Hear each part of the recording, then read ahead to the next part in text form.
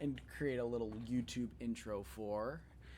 What's going on, YouTube? Tcully back here. We're doing a little bit of different content today. We're going to have another gaming video going up later.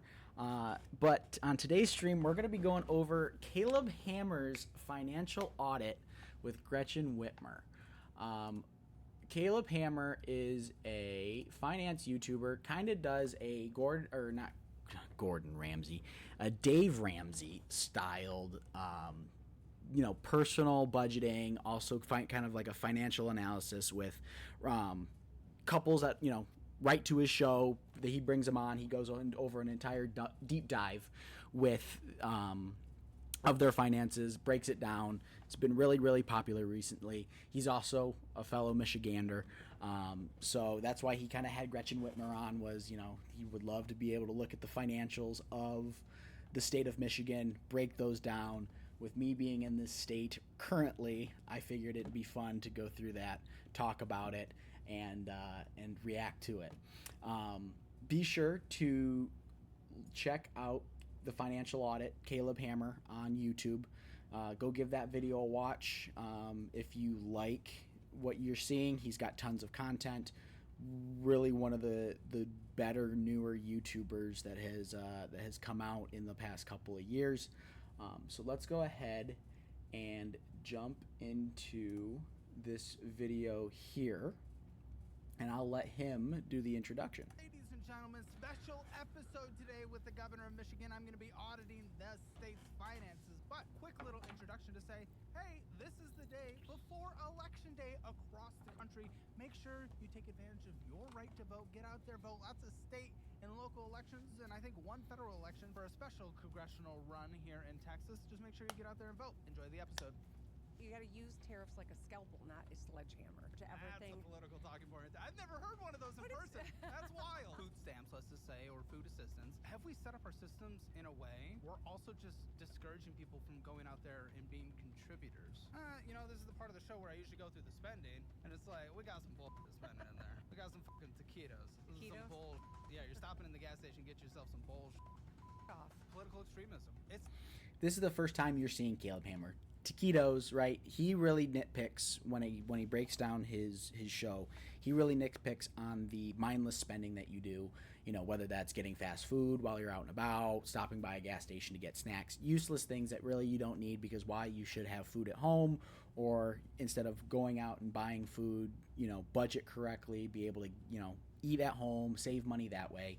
And that's just one of the easiest financial tips that you can do. If you want to be able to save money, you just go ahead, limit your spending, eat at home cooked meals. If you don't have the time for that, Factor, right? All of those different meal prep plans are also affordable as well. He's got a few sponsors even that are really good in that realm of budgeting and stuff like that. I would go, like I said, check him out directly if you're interested in that kind of stuff. What is going on with political extremism right now, and how would you solve it? Your blood got thin moving down south, didn't it?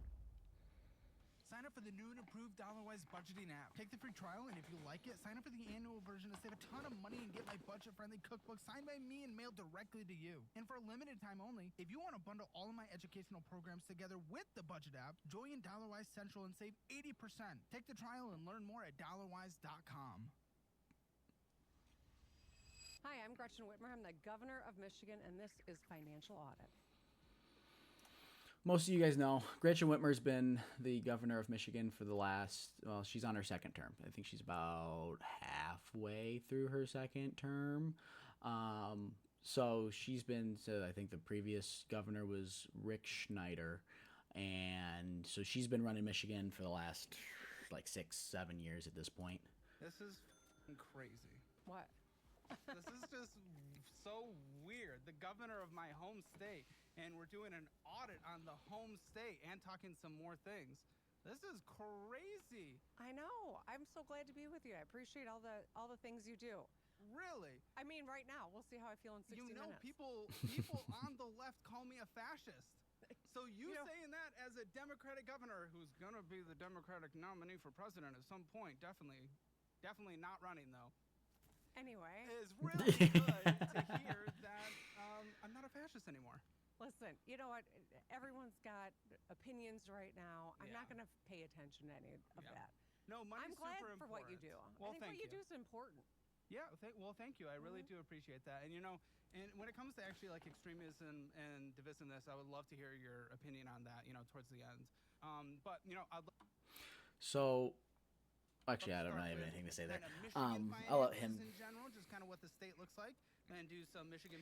Actually, no. So yeah, right now, kind of on both sides of the aisle, they're thinking that Gavin Newsom's either going to run for it as a Democratic nominee, but also Whitmer has some popularity, but she's definitely keeping it on the DL, just because there's a lot of people in Michigan that like have spoken out against her in terms of like, oh, she's just using her governorship to get to the next level of being able to run for president or something like that. None of that is confirmed at this point in time, but it is just something on the internet that is thrown around quite a bit in terms of she's a popular moderate Democrat that would have a fairly decent pull in in an election if and a lot of moderate Democrats would probably choose her over Gavin Newsom if you're going to put those two in the same basket. Policies and then some national ones, because at some point national might be involved in this conversation with you. Let's but go. We'll see. I want to start though. So Michigan, 10th most populous state, pretty big economy. It is a major state. It's an important state in the world of politics. It's gone Trump twice. It went anti-Trump once, right? Yep. It went Biden, so it's very important. We were discussing beforehand. You don't like the term Rust Belt because it feels like it's done, but that's a very important like mega region in the United States. It's funny at least in the manufacturing space. We've moved away from, or at least the manufacturing industry has moved away from calling the Rust Belt, and they've kind of divided it up into the Midwest, everything kind of west of Lake Michigan, and then they've kind of started calling like Michigan, Indiana, Ohio, like the Great Lakes region, which I mean makes sense, and it's also a little bit more accurate to it. But anyone that's over that's not in the sphere, those manufacturing spheres right now, they're gonna call it the Rust Belt. Especially if you're referring to like the New Yorkers and the East Coasters, everyone knows it as the Rust Belt. Midwest. It's the most populous megalopolis, Yep. so it's very important. And kind of how states are doing there, and how they're running their economies, how their economies are doing, how the state governments are overall working, I think kind of sets a precedent for how many other states around the country do. Yeah. So I want to know first, we'll get into some of the numbers, but when you look at the state budget, when you sign a budget into law, when you advocate for certain things, what are some of the primary things you're thinking of when it comes to revenue collection, when it comes to where we're distributing revenue? What are key priorities for you? What are we hyper-focused on? So when we think about making sure that anyone can come to Michigan and build the life they want, that's really the North Star. That is who we are. People came to Michigan from around the world for a job in the auto industry. Well, I left. Decades ago. I Sorry. know. Well, it's time for you to come home. Well, it's a little cold. But, you got weak, huh? Anyway. Sorry, But, continue. people came from around the world to Michigan to get into the middle class. You could get a job on the line. You didn't even have to go to any schooling beyond high school, and you could get into the middle class, afford a second home up north on the lake. I mean, it was a great quality of life. It's why we've got such rich diversity. It's why we've been the center of manufacturing for a long time, and that's a great strength. But we know Michigan's one of those fun places, and it's got a very unique culture just because of our geography, right? We've got the Great Lakes around us. We don't nearly have as many lakes as like Minnesota per se, but we do have a large lake culture, meaning that I think it's something like, and I'm pulling numbers off of the top of my head, so I could be incorrect here, but it's like 45 or 55% of Michigan residents have a second residence that they have either a lake house or a family property that they go and they enjoy. That's my case. That's a lot of my friends' cases growing up. That's just lake life is something that is really important, and that has that idea of Michigan is slowly falling away just due to our economical circumstances, the real estate markets through the roof. I've seen lake house properties, right? Just a little lot that's a 500 by 500 lot go for $1 million on a lake, right? So for young people coming up, that image of Michigan is something that they enjoyed as a kid. And a lot of times, depending on how inheritance go and things like that, those houses have fallen out of the hands of a lot of young Michiganders. And it's, what I've always seen, especially lake life, around in Michigan, is you have a lot more people from Chicago, some of the, the higher earners that would have that city income from Chicago buying property over here in Michigan. That's something that, I would love to be able to see, with real estate, some of those prices go down, so that way us young people can actually enjoy the same way of life that the past 2 generations of Michiganders had. Manufacturing is changing, right? The whole world is changing rapidly. And so as we think about making sure that Michigan stays competitive so that we've got the resources to invest in our people, making sure that we've got the skill sets that are necessary for advanced manufacturing jobs of the future, making sure that we're investing in places so that there are cool places for people to live, and that we're landing projects. It's a competitive world. We have to outcompete other states. We have to outcompete other countries to get big investment that leads to good paying jobs. And right now, I think we've done a lot of good things in Michigan. It's tenuous with the tariff chaos that we're all navigating. This week ushers in another new era of Trump tariffs. World leaders are trying to figure out how to respond to President Trump's attempt to reshape the global economy. Columbus, Michigan, for farmers feeding the state, but this year there's a new stressor. Tariffs. These tariffs are starting to take a bite. China slapped new tariffs on many items. Toys, furniture, smartphones, just about everything you can think of that comes from another country, you're going to end up paying more for it. We feel it more difficult in Michigan because of agriculture and advanced manufacturing, specifically autos. We're more sensitive to the tariff nonsense. And so I think that's a major concern on my mind right now. And I do have a question about the tariff. I mean, we can, well, actually, I'll jump into that. That kind of goes into the Michigan politics, side of things. When it came to NAFTA, it projected we lost manufacturing jobs in Michigan of about 44,000 by 2010, 112,000 by 2018, with even expanding into more Chinese trade. And Michigan lost, potentially upwards of 231,000 jobs since NAFTA was enacted. Manufacturing jobs losing about 21.3%. Now, Trump's trade wars or deals that he's trying to do, they tend to be more nationalistic. They tend to be more protective. If Michigan specifically has lost 21%, I do tend to like a good mixture of globalism and then some, patriotism, nationalistic. I think there's a good hybrid to be done.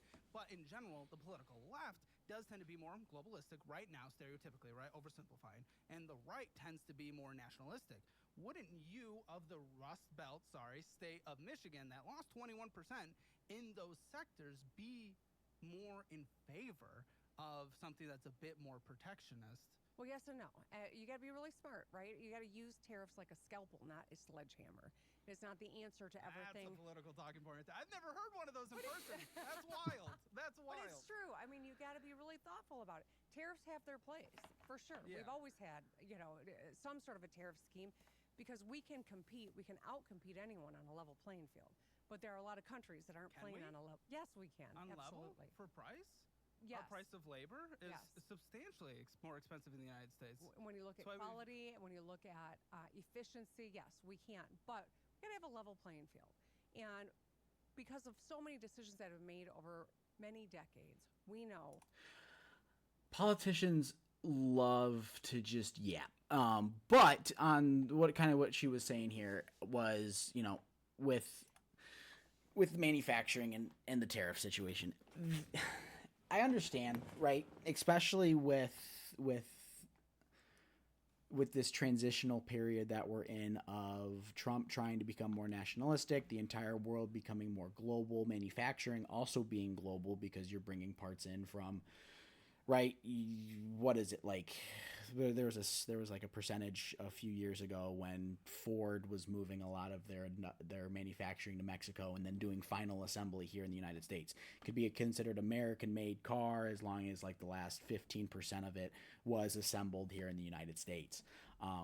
But I think what, especially with the loss of manufacturing jobs, one of the things that you could really do is you could regionalize your manufacturing. So essentially, right, work with the big three, work with these American-based companies to, instead of having these global supply lines, you've got the potential in Michigan, right?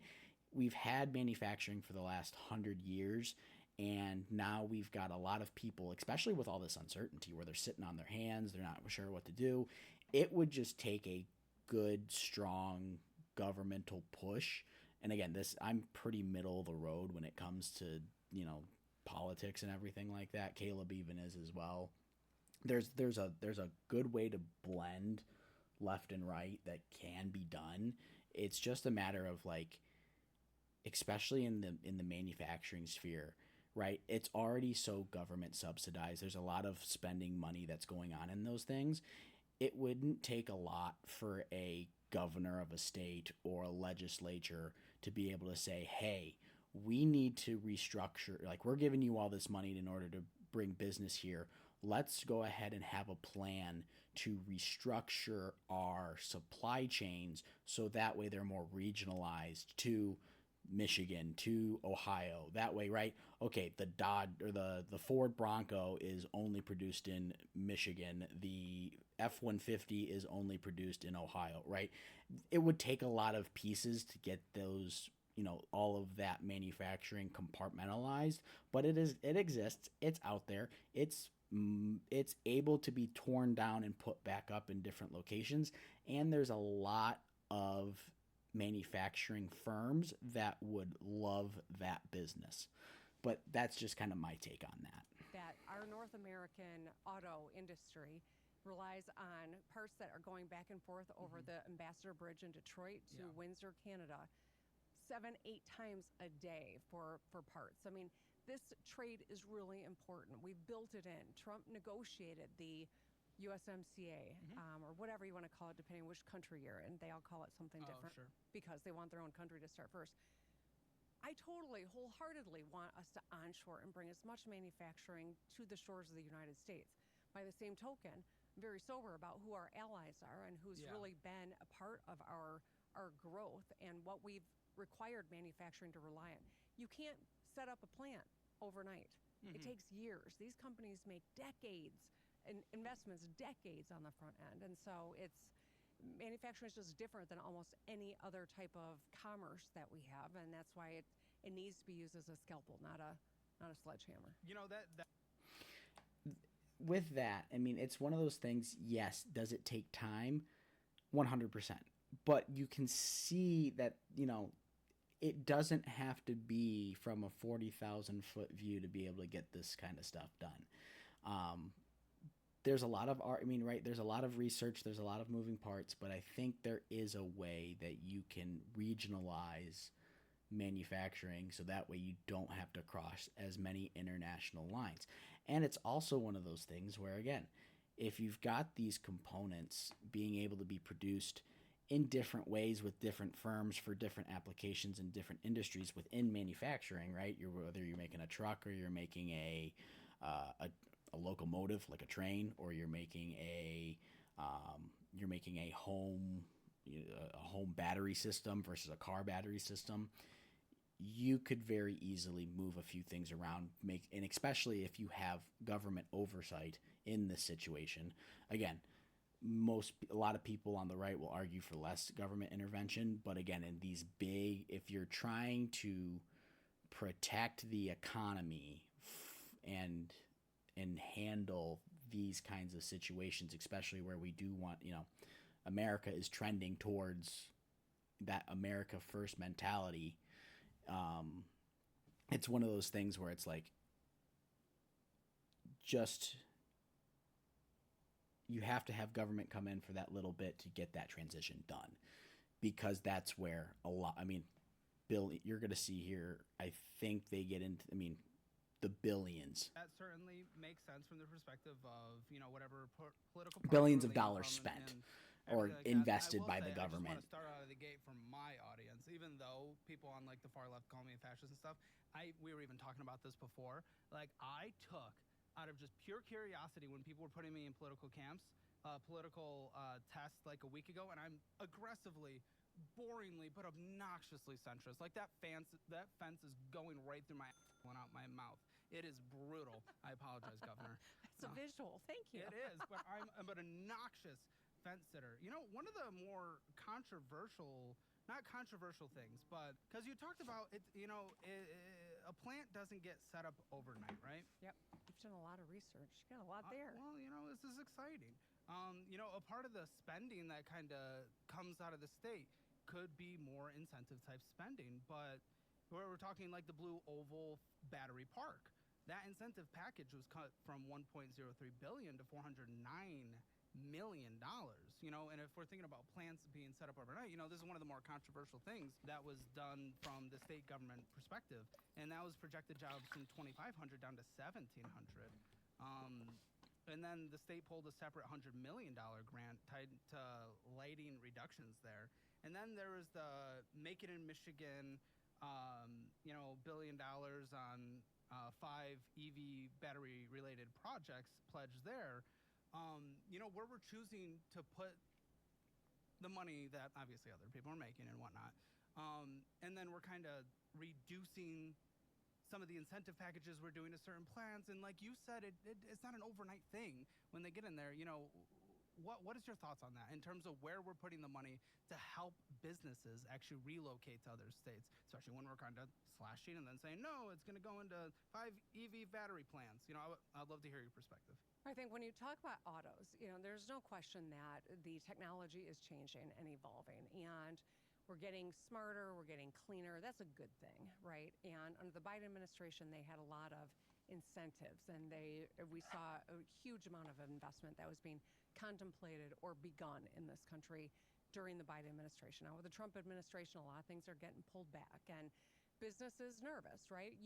As well as I know, when there is an uncertain, strategy, when the rules keep changing, what happens in uncertainty? It's paralysis, right? You stop spending, you pull back, you wait to see, is the dust going to settle, and we're going to make these billions of dollars of investments. And so one of the things we know, though, as more electric vehicles come online, as we build up the grid and support people being able to travel with an electric vehicle, where the batteries are built is going to be the center of gravity, because they're going to be the heaviest component in the car. And so battery plants are really important to Michigan as we think about the long-term dominance in mobility. We are currently the home of R&D for almost every auto company on the planet. Michigan loves them cars. Yeah, but we've got to also be able to be the place where they can build batteries. They got the expertise and the concentration of assets in Michigan, and that's why really getting aggressive around that space has been important for us. Which, I can certainly vibe with, but as like the CEO of the state, right? And we're thinking about what CEOs are doing right now. 87% of CEOs in Michigan expect a weaker overall state economy looking over the next decade. Yeah, there's no question that when you look at right now what's happening, there are a lot of very troubling signs about what's happening in the economy. And I think a lot of it stems from the unpredictability of the tariff network and policies right now coming out of D.C. It's challenging, and I have been advocating with the president, with his cabinet, with folks in Washington, D.C. I go no matter who's in office, because my job is your face. deliver. Well, I wasn't there for that particular press conference, but. That was very funny. That was very funny, wasn't it? Come on, that was great. I can laugh at it now. Yes. But my job is, I'm the governor of Michigan. I got to show up and fight for the people of Michigan and the Michigan economy, and that's really what I'm doing when I'm trying to set the table, when I'm trying to make sure that our people have skills and that you understand, how to have personal finance. So what I want to kind of say here is, especially, I don't know, I feel like as a young person, we're in this age of information where, not only does the general public overshare on social media, but we also are able to get information at our fingertips. And we're constantly ramping up cybersecurity so that way we're safe from foreign threats. I think what needs to happen, especially with like economic uncertainty and things like that, I think an open line of communication between the powers that be on what's going on. The days of being able to hide in the dark with this information and then be able to trickle it out to the masses needs to go away. It just needs to stop. So it needs to be a lot more open, a lot more transparent. And that will also just keep things truthful at the same time. I mean, right? You always deal with hearing things 3-4 years after the fact, after things get out. Well, if we just relied on transparency, especially in government, I think that would allow for less uncertainty to play a role because they at least know exactly what's going on. Passing a law so that we are arming our people with information so they can make good choices and build the lives that they want. All of these things are related. And I am very excited to talk about that one because that is something I've advocated for these past 3 years. But I do want to talk about, again, the state of Michigan first. Sorry, I get distracted into rabbit holes way too easily. So, outstanding debt for the state of Michigan, $6.925 billion by the end of last year. Now, we're looking at 2024's financials because I believe 2024 to 2025 financials for the state of Michigan just closed out this month or last month, if I'm not mistaken. However, good news, that debt went down $300 million or 4.2% year over year. GO bonded debt, $691.2 million. But then, the vast majority of that 6.9 is revenue dedicated from transportation and state building authority. And then the government itself does have lease commitments of $729.4 million in general. Then there is MDOT capital commitments, year-end $3.3 billion.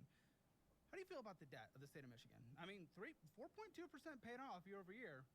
If you were a guest on the show, I wouldn't be screaming too much at that. That's pretty okay. That's pretty chill. That's progress. We've paid off a lot of debt. I mean, that's and pretty I'm proud of accurate. that. I think That's really pretty good. important. That's really good. One of the things that states can't do, like the federal government does, is run deficits, right? Borrow money. Like we can't do that. We've got to have a balanced budget. I have had a balanced bipartisan budget every year that I've been governor. I've been to Wall Street to meet with rating agencies. We secured an upgrade in our bond rating. These AAA, right? These are AA, I think, right now. But that was an upgrade from where we were, and so I think it's important to have our fiscal house in order. It impacts everything that we're trying to do. So we take that very seriously. It's not sexy to most, but I'm glad that you find it exciting. No, I'm gooning over here. Do you know what gooning is? You know what? I actually was just hearing about gooning. Really? Yes. From who? Where? The lieutenant governor? Whoa. I don't know. Is that a controversial thing? Where was it? I don't know. I had something on television. They're talking about gooning on TV. Your show. You that were talking sounds to a right. guy. This is You were Goon talking to a Central. guy who was spending his money on spicy media. But you withdrew, what is this adding up to, about $700, would you say? $700 in cash. That's a lot. I can't think of anything. Not strippers. No, he doesn't do that. No, I just stay at home all day, really. He really doesn't go anywhere. That's just gooning. It's just smoking gooning. Now, if I saw that in the government's books, some only purchases, I'd be a little concerned. They're not there, are they, as we go through here? Is that what you were talking about when you were saying he was gooning, right? Probably. Yeah, he probably had that OF. So educate your listeners who are not as cool as you. Gooning. Endless permanent never finishes. Nothing like sitting there and having to explain what that is to a sitting governor. That is props to Caleb. Props to Caleb, because I don't think I could have kept even half the straight face that he did there. Holy crap. Sorry, I apologize. I keep seeing her there. I'm judging on her facial reactions. About it. Yes, it was your show. Thank you for educating me, Caleb. One thing that is a slight concern, though, there is if we look at the overall, the net position. Yeah. Of the state of Michigan, it is still negative $1.3 billion. Now that's like assets owned and then commitments that is required spending. So yes, we're running a surplus, or at least we're breaking even. But overall, in general, we are still in a negative net position. So negative net worth, essentially, if we're translating from someone's household to the government of Michigan. How do we feel about that? Let's talk about student loans. I know it's something we're gonna skip ahead here, but be sure to go check out Caleb's full video and be able to see all his sponsors there. A lot of folks who get food benefits from the feds that the money's not coming in. So, I mean, this is, I think, a really lousy position to be in. What we can control, we try to make sure that we get our budgets done on time and that they're balanced. But there are a lot of things that we can't control, and so we've got to have enough flexibility to make decisions along the way in our budgets. And when it comes to spending, Health and Human Services is $35.57 billion, or 44% of the spending in the state of Michigan. If we're talking food stamps, let's just say, or food assistance, I used to be, I mean, I still am. I want people to have assistance who need assistance, especially those that fall back. It's a safety net, right? Yep. Safety. I've had so many people on this show now, and I know we get the worst of the worst. It is. Not you, I'm sorry. Like, your personal finances are probably okay? Yeah, they're in pretty good shape. Nice. Okay, so... Very good shape. I've had so many people on the show where A little too good, if you know what I'm saying. Hours, because then they'll be taken off. But that's all. That's everybody in politics. Even though I want to support people who fall on hard times, obviously, because they're human beings. Yeah. Have we set up our systems in a way, let's say the state of Michigan, where we're also just discouraging people from going out there and being contributors? Yeah.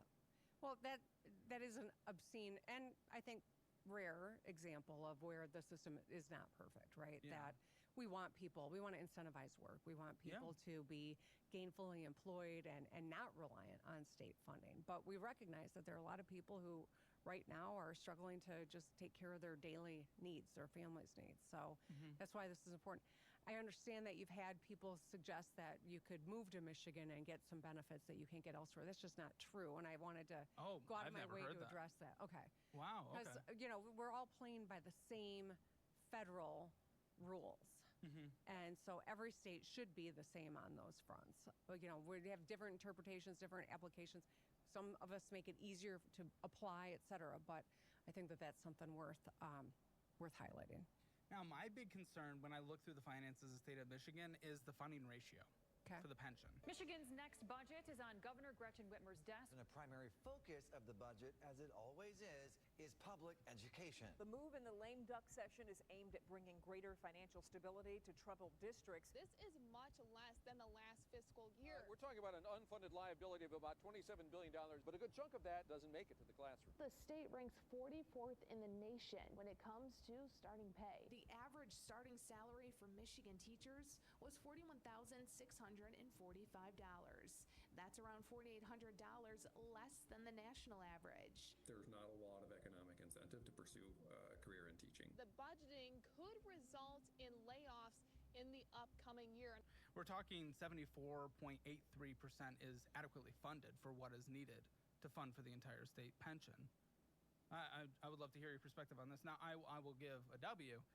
That's gone up from 66.3% last year to 74% this year, but that is still very far away from mandatory that needs to be handed out. And honestly, the gain has only been caught up through market recovery. Yeah. Well, we've got a state treasurer, Rachel Eubanks, who I think does a fantastic job. We've made a lot of headway on whether it's paying down debt or increasing our rating, but there still is more work to do. There's no question. I mean, pensions have been an important tool in getting people to go into public service. Yes. And we saw with the Detroit bankruptcy about 10 years ago that all the pensioners ended up not getting fully what they expected to when they worked for like the city of Detroit for as many years as they did. So these pension systems can be unwieldy. You can't have shit in Detroit. But it's really hard to fund them. Sure. I mean, the pension system being $24.4 billion underwater is 5 times the annual K through 12 school aid fund contribution. So it's going to take a long time to close the gap. And then also with a retiree to active ratio of 1 to 3, it's a little scary. What would you do to fix it? What do you know, I'm curious. I know you've done a ton of research here. How do we stack up? What are you seeing things that other states are doing that we should learn from? You know, I'll be honest, I was just pulling data from the state of Michigan and hyper-focusing on state of Michigan. Yeah. Because even when it comes to a lot of the guests on the show, I try not to sit there and endlessly compare them to other people. Right. I take a look at their situation. I'm like, okay, here's things that aren't good. What can we do to fix it? Now, fixing a pension, that is not my expertise. But I would absolutely love to hear, you know, kind of what you would do. If you had the dictatorial stamp in the state of Michigan, how would you fix this pension underfunding ratio? Well, at the end of the day. So what I was going to say here, especially like if I'm going to answer Caleb's question, I cut out 50% of administrative resources because I think there's all way too much middle management when it comes to state programs, educational programs, everything like that. But let's see what she says. Right. I don't get to have a dictatorial ability to fix every problem that I see. And I think that's not how it should be, frankly. I got to work with the legislature to have policies that make sense that everyone can live with. And right now I've got a Republican House and a Democratic-controlled Senate.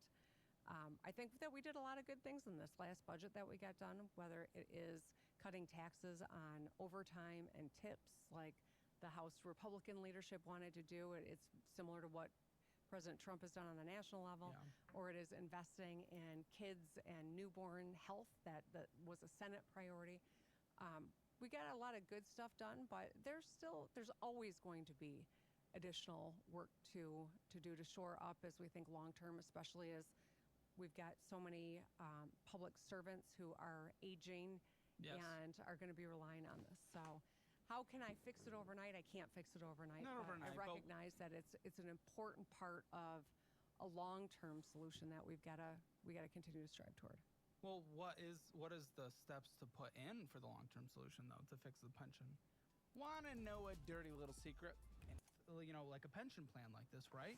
Is it's so attached, you know, people are going to be very patriotic about it who are, you know, state employees. Mm-hmm. But if it is not a sustainable system, it's going to be borderline impossible to tweak in a significant enough way to change it or even get rid of. Kind of like Social Security. It's not going to work for my generation. I'm going to get a substantially less amount of money. Yep. And that sucks. And it's going to be much more on the level of a literal Ponzi. It's not right now.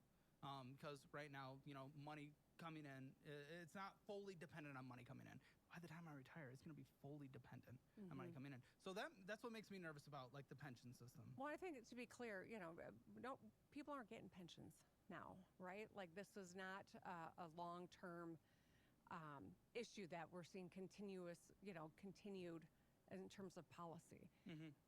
Previous governors and legislators got into the pension system. I'm not. Yeah. And I've been doing this for 25 years. So well, you're going to be president, so we don't have to worry about it. Well, we're phasing out is what I'm saying. So as you think about like how is this sustainable over the long run, it's not going to be as big an issue for us in the long run because it's not available to people. That's good. Now, spending, 44% goes to health and human services, as we said, 31% to education, transportation, 6.8%, and I know that was a big thing for you. I remember Fix the Damn Roads when I still lived there. Yes, sir. 4.3% to the general government, public and safety corrections, 3.81%. I assume most of public safety is locally funded. Revenue sharing, $1.67 billion. Tax credits, $1.46, and I do have a little bit, you know, to talk about that as we continue to go through this. And then just some smaller ones in general. And then, you know, when it comes in, and I would love to actually learn more about this. When it comes to the revenue, and we got operational grants is $33 billion, general taxes $21 billion, education $16 billion, and transportation $3.7 billion. Go into operating grants. I love to kind of learn a little bit more about that personally. You know, as I was sitting there thinking about how revenue is collected from the state. Operating grants where? Do you have a specific department question? Or? Well, as we're just pulling in like where the money is coming into the state. Mm-hmm. Oh, a big chunk operational grants. You know, maybe through everything I was pulling from the state's websites, it just wasn't specific enough. But I was like, what is this? I'm so curious. Maybe she could answer it for me. Yeah, I'm going to. I don't want to. We I can don't defer. want to guess off Yeah. the top of my head and be wrong. But Yeah, fair enough. government activity revenues. Totally good. It could be a variety of things, and it's probably a lot of a variety of things. And we already talked about the net position. I don't know how you're a governor of a state and 2/3 of your income, 50% of your income, is something that you don't have at least a off the top of the head grasp of. Because that's a lot of money. That's a lot of money coming in. And I mean, I'm sure they probably categorize it differently because it might be business taxes versus citizen taxes and things like that. But when it comes to the school aid fund, that is a balance, but it is restricted for education of $4.45 billion. What's interesting about this, and I'd love to hear your perspective, is there's controversial things that are funding a big part of it. They got weed, which is interesting. Lottery. I was much more in favor of legalization many years ago, but so many studies have been coming out these last few years about just kind of overall effects on people. It's not like shaky dependency, but many things you do when you smoke every day are no longer as enjoyable when you stop smoking. And just some overall health effects. I mean, if you're putting things in your lungs in general, it's usually not great for you. The state released its annual marijuana tax revenue totals yesterday. $270 million. Mainly because of the marijuana dollars, we've got about $1 million of work planned just in road improvements. Outside the state capitol, supporters of the cannabis industry gathered to fight a proposed 24% tax on marijuana. A 24% wholesale tax on marijuana is set to begin in January, part of a long-term plan to fund road construction in the state budget. Over the last few years, the city's been able to take a much more aggressive approach in repairing them, filling in the potholes thanks to pot taxes.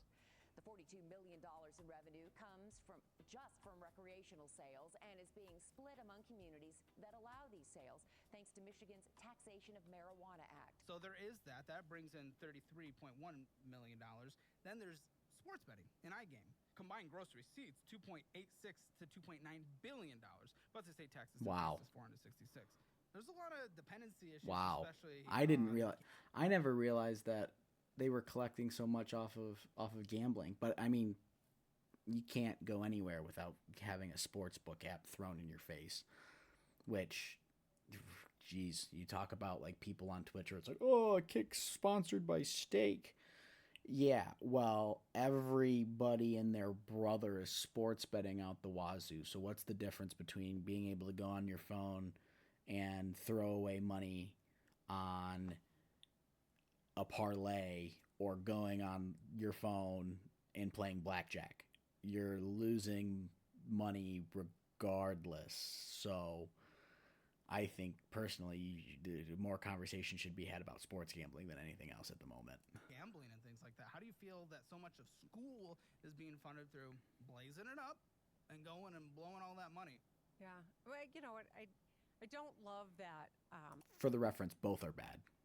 We see, a lot of gaming funding our schools, et cetera. But at the end of the day, people are engaged. Okay, the fact that she called it gaming there instead of, right, it is iGaming, but at the same time, it's gambling. It's don't change the word. Call the spade a spade. You know what I'm saying? In the conduct, and every state taxes it and operates budgets based on whatever taxes they collect. Our sales taxes also help fund our schools. Our sales taxes are lower than they are here in Texas. So yes, but we don't have income. To make up what the difference is. I wish Michigan didn't have an income tax. That would be amazing.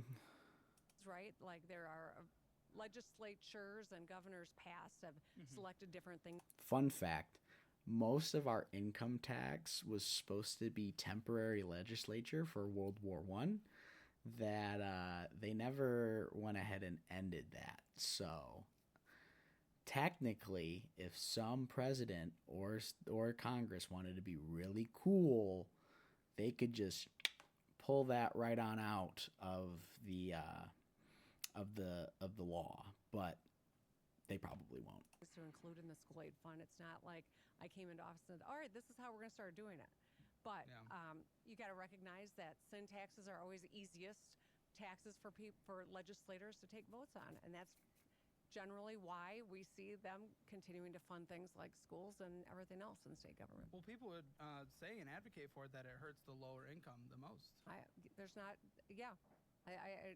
wrong. Yeah. And yet, I think that that's one piece of the education budget. But by and large, It's about a fourth. It's 2 cents out of our 6 cent sales tax goes to our schools too. Yeah. Okay. And then as we continue there, the school stabilization fund is $1.3 billion. So, I mean, the overall school funding tends to look relatively healthy, but there is a lot of kind of restricted spending. So 1.3 is stabilization and countercyclical of $477 million, but 4.46 is restricted into education, which I think is good. At least we're not going in and tapping it, right? Right. Well, we just created that in the last 2 years, the stabilization fund, because I know it's important that you've got like a savings fund in case some unforeseen thing happens, and who God only knows, right? Like the last 7 years, if they've taught me anything, it's that there could be some new thing around the bend that you're not anticipating. So we've got a rainy day fund or a budget stabilization fund. For the rest of the budget, I wanted to create one for schools because I think it's really important that we've got additional resources. So and that's what's next. Yeah.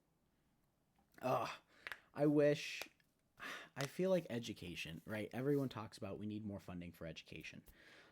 I feel like our education system has got way too much money going towards administration, and in terms of administration, I know like there's some school board positions that get paid out, even though it's kind of supposed to be a voluntary position. You've also got a lot, and I mean, I've seen this in multiple counties here in Michigan where you've got probably 60 or 80% of your school's budget tied up in administration when that could be highly cut back. I mean but you see a lot of arguments across the internet that middle management right now is the worst that it's ever been in terms of people being paid a lot to do very little at all. And they just have a title and they're just sitting there looking busy in order to be able to keep this, administrative middle management, HR, whatever you want to call it. But I think there's a lot of bloat in those subsections of organizations that I think could save a lot of money. And that just means, again, those people can find other things to do that's not just leech government funds. You know what I'm saying? You know what I'm saying. Yeah. This is a good chart. What's that? This is a good chart. Oh, the rainy day fund. Yeah. See? It's only. And honestly, I'll say this here. We're about halfway through. Comment down below. Comment down below exactly, if you agree with me, if you disagree with me, what you think your idea would be in terms of whether it's on par with what I said or if it's something completely different. I would love to be able to scroll through and see what you guys think. Going up, COVID took a little hit. Okay, COVID fair enough. It was hard. Yeah, it was a little. I'll be honest. I was a little annoyed when I came home for Christmas 2 years in a row. Yeah. Like we had to eat outside, but we were inside pods outside. It was a little weird. Then I came back here and then I could just do whatever. Well, that was a bit weird. I'll be honest. Well, but remember what the temperature was. Here, you can walk around outside all day, right? At home, but if I could in Michigan in the winter, we're all inside breathing on each other. But if I was allowed to be inside outside, why couldn't I just be inside? Because you were inside outside with just your small group of people and the servers and bussers. Listen, Caleb, none of us wants to go back and relive that. That's we were true. doing the. Okay, this is the one. Gretchen Whitmer. She seems like a lovely lady. I'm sure she's a great member of her community. She's a fun aunt, a fun mom. But the way she handled COVID was, I was in school during that time. My entire social life got flipped upside down for 2 years. everyone that's Gen Z, that's older Gen Z, or that's older Gen Z was really heavily affected by that, right? Younger Gen Z, they were in K through 12, right? They get online schooling, they get to sit at home and play video games, right? That peak high school, if you're a freshman or a sophomore. I had a friend that was graduating high school during COVID. That threw their whole thing for a loop. Prom, that kind of stuff, just totally thrown out the window or made, pretty much undone. But also during COVID, Gretch here was pulling the same stuff that Cuomo did, right? Schlatt always makes the joke. Schlatt goes, Andrew Cuomo killed my grandmother. Whitmer kind of pulled the same thing. She was using nursing homes to be able to house COVID patients, and there was a whole debacle around that, where, again, you're exposing the most at risk in terms of elderly people and people with health conditions, and then putting fairly young people in those vicinities. Like, okay, Gretch, we can't sit inside and be social distanced, but throwing COVID patients in with elderly people was just fine. No big deal. Yeah, okay. Best we could with very little or very bad information. I'll accept it. I just remember being a little annoyed. I'm sure. Same. For me, it was annoying. For some other people, it was they lost grandparents and things like that. Like, your blood got thin moving down south, didn't it? Well, now I hate the summers, so it's fair. I'd like to get a place up there again on Gull Lake at some point in retirement. I love Gull Lake. I used to think razor burns were just the cost of shaving, like irritation and bumps. I'm curious if this was me and my obnoxious middle, and this was what was that? This was the right. Mm-hmm. And this is the left. Stage left, stage right. I even have to do that. I look at my camera and I was initially pointing over here, but I'm like, wait, nope. Left is right, right is left. When I still lived there and you're going through the primary, there was a dude with I think a fake toupee. Oh, yeah. Kind of guy. I think he's in Congress now. But he was like the progressive, far left running, and then you were the more center. He and Abdul El-Sayed, yes, were both way on the, yes.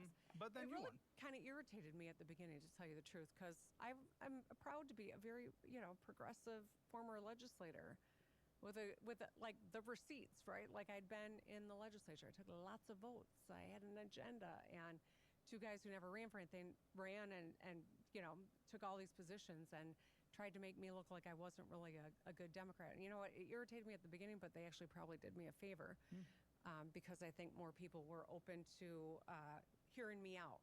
And that's probably how I won. But can you beat Gavin Newsom? In Michigan? Yeah. I could beat anyone in Michigan. I'm personally going to say if it did come down to Gretchen Whitmer and Gavin Newsom, Gretchen Whitmer is a gem in this hypothetical scenario. Fair enough. Now, one of the big percentages that money does go to, if we're bringing taxes, legally up from 4.5 to 4.25, there is the Working Families Tax Credit. And this is a redistribution type system. And I think a lot of people forget in this country, even compared to many Western countries, our income tax system is actually towards the top of the progressive world. A lot of the funding that comes in those Western European systems, social democracies that we like, are usually value-added taxes.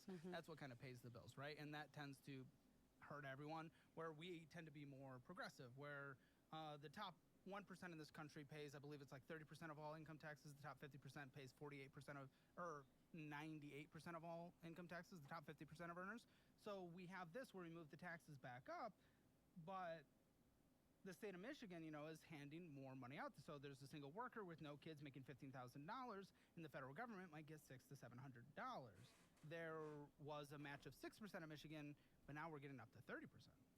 So the earned income tax credit, that's what that is. The Working Families Tax Credit is what we're calling it now, but it was really the earned income tax credit. And this has been around for decades. A lot of states offer the EITC to draw down federal dollars for people that are working full-time but can't make ends meet. Like a lot of people you have on your show, right? You've got people who are working $15 an hour jobs, cannot make it doing that. And so this incentivizes full-time work. by giving people some additional tax relief. And it is disproportionately, it's like Michigan's kind of like in the upper 50% in terms of like, if you've got like Texas and Florida that have like very little taxes, and then you've got like New York, Illinois, and California that have super high taxes, Michigan's like, well, I think 5 or 6 states below the, New Hampshire or like New England and all of those higher tax bracket or those higher tax collecting states.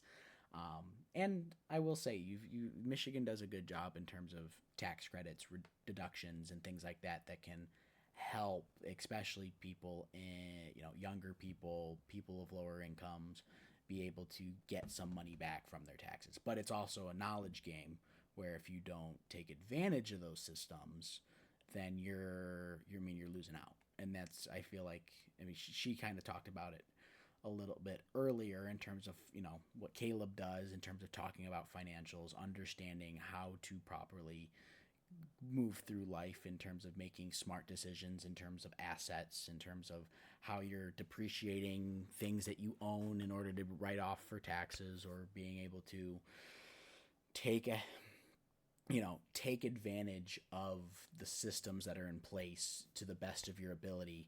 The education on that needs to be developed and talked about more. Just we're generally talked about more. And I feel like people like Caleb do that very well. You've got a lot more conversations on the internet, especially now, talking finances, understanding, your 401k, life insurance, all that kind of stuff. Over 50% supports people who are. What I'm saying is we're getting there, but we need a little bit more in an official capacity to be able to communicate that to the masses. Also raising kids, so it's like got that compounding benefit. Yeah, a single parent with 2 kids making $25,000 a year would roughly get $6,800, and now you get that 30% match from Michigan. Now, technically, this is a form of redistribution. It is. Maybe it's with a good heart. Do you think at the end of the day it is overall beneficial to the economy in terms of the way we're looking for our economic structure to be created and managed? Well, I think government at the end of the day is really about making sure that every one of us can be safe, right? Like that's the most basic of government's job, is to keep people safe, but also to create the conditions where every person can thrive, right? To create an economy that... I cringe there just because I always go back to the Benjamin Franklin quote of like, if you trade your liberty for safety, you will get neither. Or how does it go? Hold on. Let me pull it up. Let me pull it up. Ben Franklin. There we go. Those who would give up essential liberty to purchase a little bit of temporary safety deserve neither liberty nor safety. Or kind of how I take it is, if you give up your liberties for a little bit of safety, you deserve neither and will receive neither.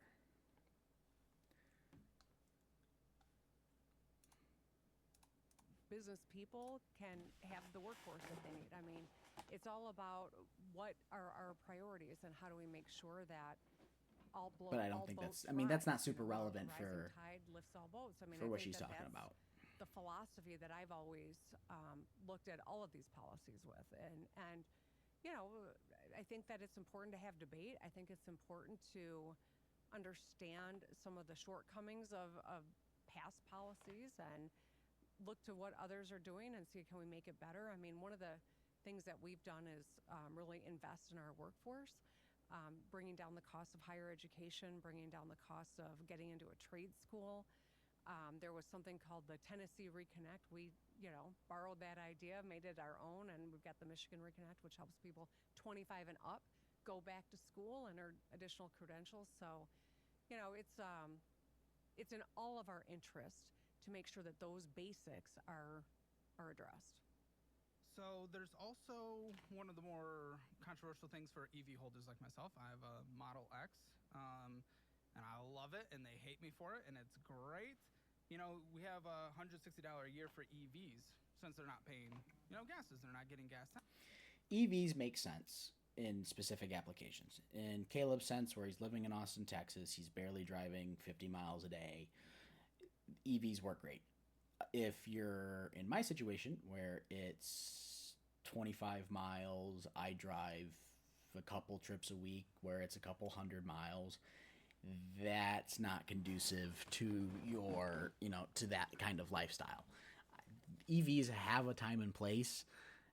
I think what we do need to develop is longer range. If we could have 400 to 600 mile ranges rather than these 200-300, maybe I would be a little bit more inclined to lean towards EV. But at the same time, you also have in the EV market, right? We're trying to, and especially, right, Gretchen was talking about the automotive investment, and if you want to have EVs be successful, you have to stop charging so much for utilities.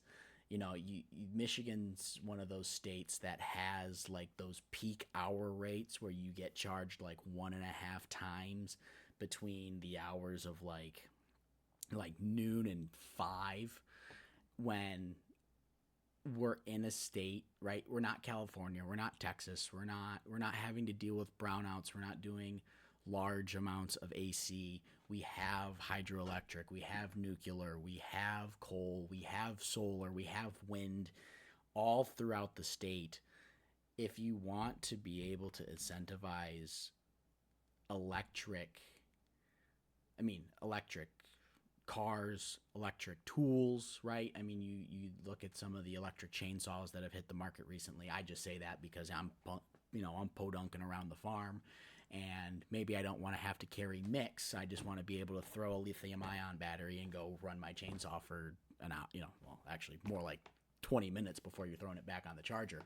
But again, I think if you want to be able to go towards electric, you also have to be able to make energy cheap, if that makes sense.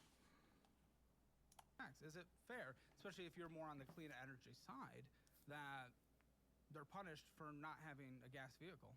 So how are you punished for not having a gas vehicle? $160 a year for EVs and $60 a year for PHEVs as well. Yeah. Okay, so that's for a registration fee. I mean, you're still using the roads, right? Mm-hmm.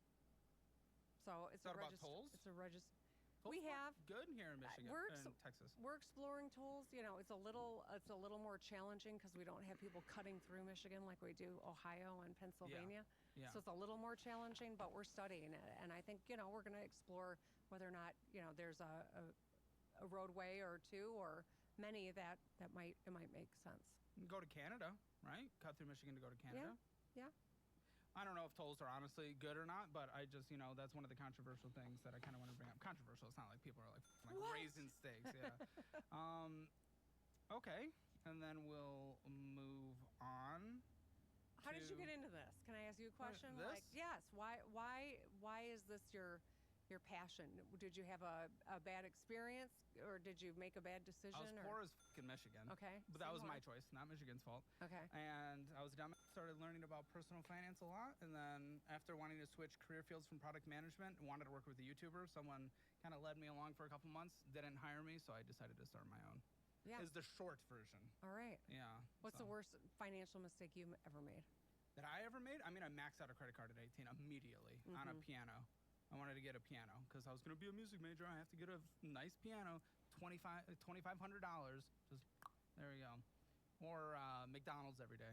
Junior year of college. Also maxed out another $2,500 card. At McDonald's? In college, I was also really bad about that. I think I got my first credit card. I think I had a $10,000 limit, put like $7,500 on it, and just bullshit. And also fast food. I mean, I've gotten a lot better about it. I've been kind of doing the budgeting thing. And yeah, no, it's just, especially when you're young. For me, I had a decent enough upbringing to understand basic financials I wouldn't say 18. It was more like 2021 that I kind of understood that stuff from family experiences, conversations, having, talking to people, asking like, hey, how do I do X, Y, and Z? How do I create my own stock portfolio, blah, blah, blah, blah, blah. And I feel like there's a lot of people out there like, okay, you're going to hand this, an 18-year-old can go get a credit card with no financial literacy, and the credit card company is going to go ahead and give them they're going to go ahead and give him a 5-figure spending limit and not expect them to, obviously the credit card company it wants the interest rate. They want to be able to make money on the money that they're allowing you to pull. But at the same time, it's like, damn, couldn't even have a YouTube tutorial that goes along with like, hey, this is how the card works, and you need to be a little bit more responsible when you're going to spend that stuff. But then again, 18-year-old freshman in college, a lot of those kids are like, I'm an adult now, I'm gonna do whatever I want. 4 years later, $120,000 in student loan debt, along with $30,000 of credit card debt. Yeah, it's crazy. It's crazy what some people have to, get raked into at a young age, and then spend the next decade working off and getting back to square one. That's why we got this. That's why we got this, baby. That's that. Damn. So we already talked about, some of the spending and incentives cut back from the Ford Marshall Plan. And then there was the Make It in Michigan, where we spent $1 billion on 5 EV plants. As of 2025 of this month, lawmakers killed that multi-billion subsidy program, right? Well, we're retooling a bit. So I'm working with the legislature to make sure we still have some good economic development tools. But, you gotta retool. You gotta be nimble. We're competing against Ohio. We're competing against Japan. Nobody from Michigan likes the world, so we've got to. Nobody from Michigan likes Ohio. There's a rivalry there. There was a war. No one died. I think 2 shots were fired and 1 man was wounded. And then Michigan was rewarded the UP. You can look up the Toledo War. That is a fun little tangent to learn about, a little piece of American history. I think Michigan. I don't remember if one was a territory, one was a state. No, I think they were both states at that point, and they were just fighting for the port in Toledo because it gave you access to the Erie Canal and all that revenue. They have the tools we need. And then pork. Government loves pork. We got $950 million there. So $234 million public infrastructure grants, like $50 million for downtown Pontiac, $20 million to the city of Wyoming, $20 million Detroit Greektown Corridor, $5 million to Grand Rapids Children Museum, $122 million community enhancement projects, like $12 million statewide YMCAs, $5 million Detroit Fisher Building, $5 million Special Olympics. $5 million West Michigan Chamber. Do they not have their own money? Special Olympics? Special Olympics? Are you against Special Olympics? No, not the biggest fan of taxes sometimes.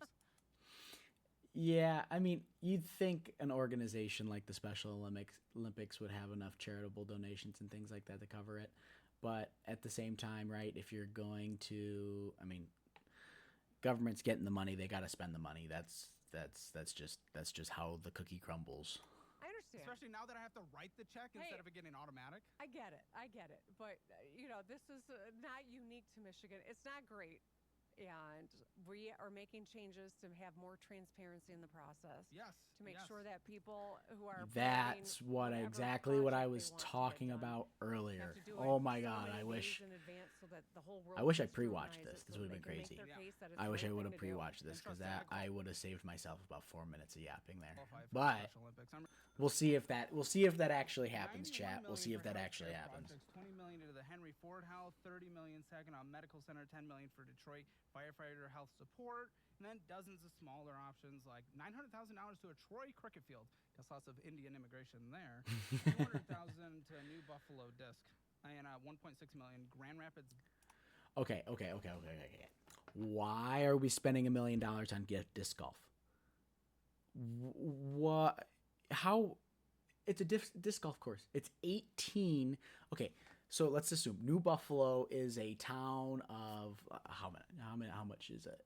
Let me see. New Buffalo, Michigan population. So New Buffalo is a city of roughly 2,000 residents. So assuming that for every resident, I'm gonna bust up my calculator here. This is wild. This blows my mind. Okay. So if I go ahead here and I say that there's 2,000 residents, and we did, let's do 2,000 divided by, let's say, even if they put in 400, this is a average of 5 disc golf courses for 400 of the residences, and let's say we make it an 18-hole course.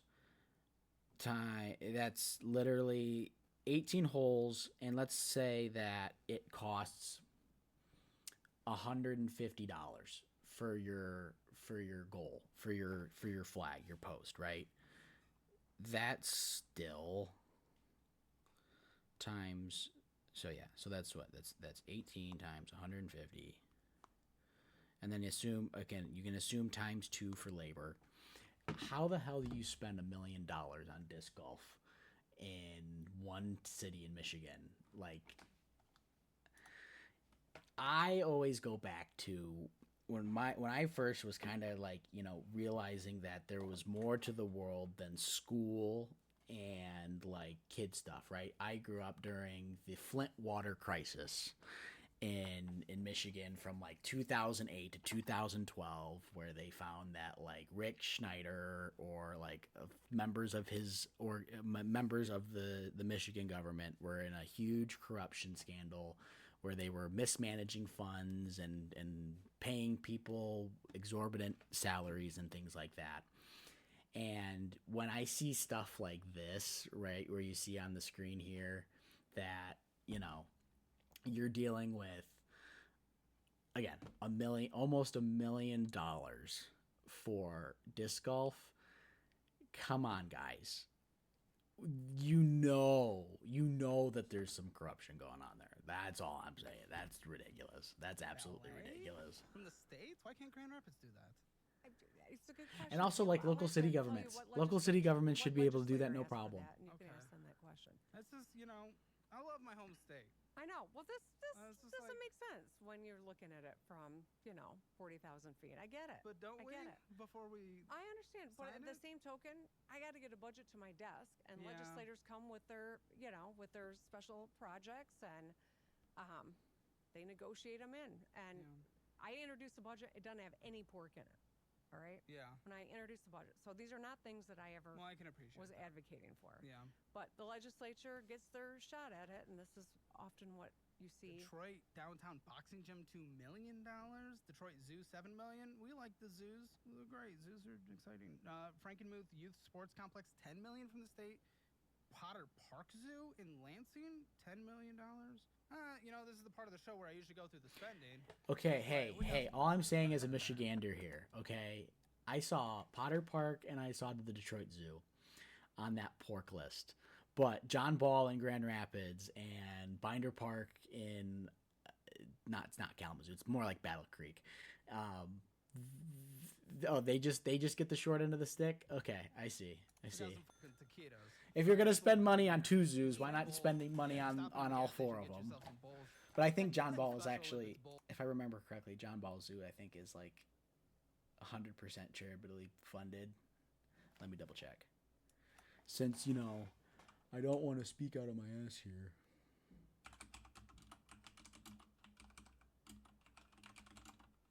John Ball Zoo funding sources.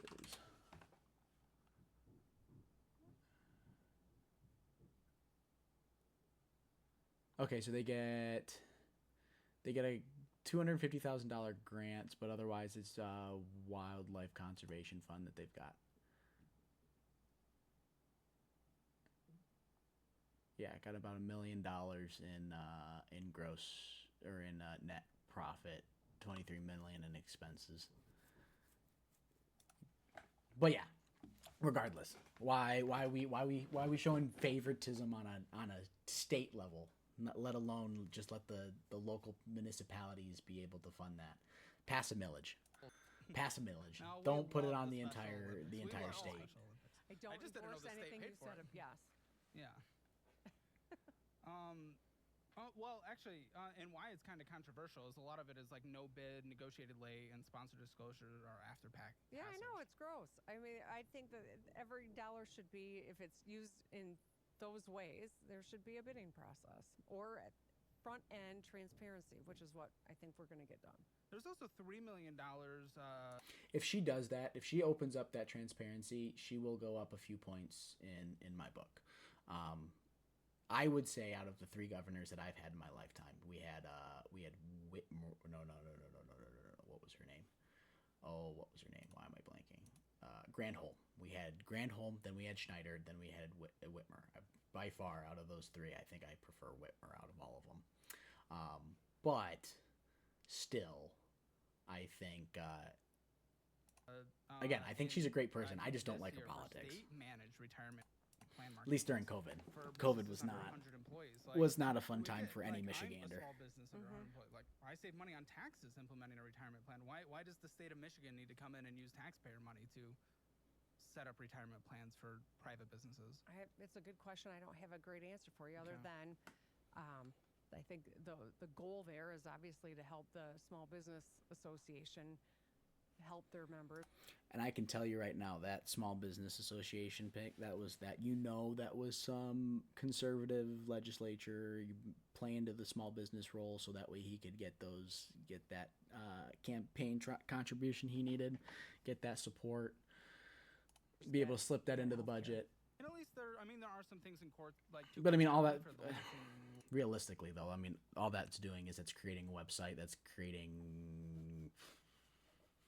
like 50 jobs in order for bureaucracy to be able to distribute that information and some how-to guides to small businesses to be able to help get their healthcare up and running. Lug nuts?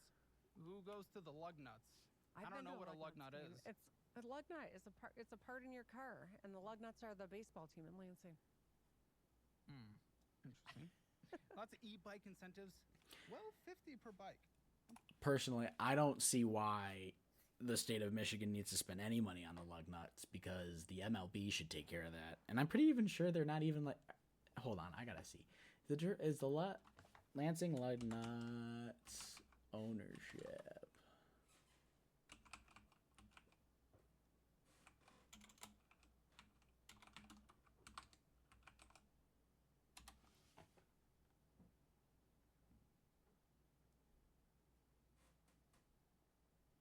Yes.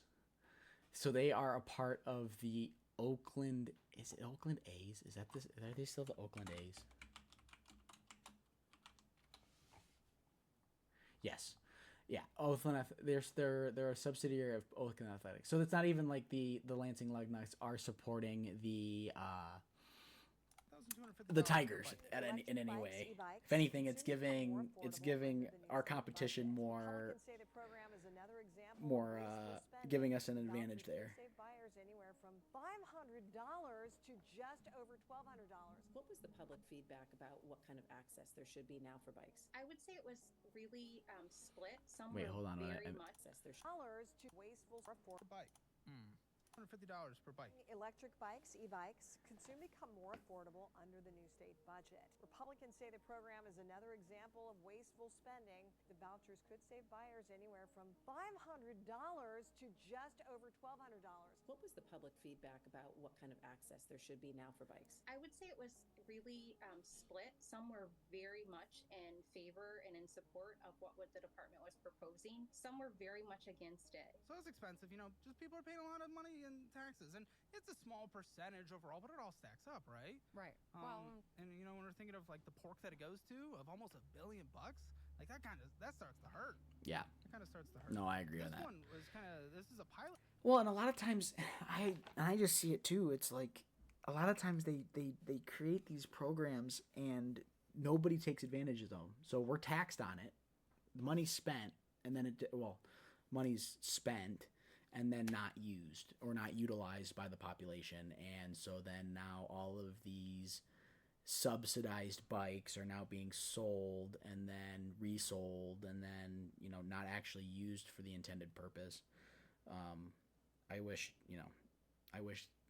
Caleb's kind of right. It's the little things that add up, and you can cut away the fluff, and that's where I almost feel like when the governors should go ahead and present a budget to the legislative branch, they need to like undercut their budget by 15%, so that way when they go to add in the fluff, you can then fight back of like, hey, we need to cut X, Y, and Z, so that way we're here instead of there, right? Especially when you're, again, 4.4% year over year in terms of reduction of the debt, very good.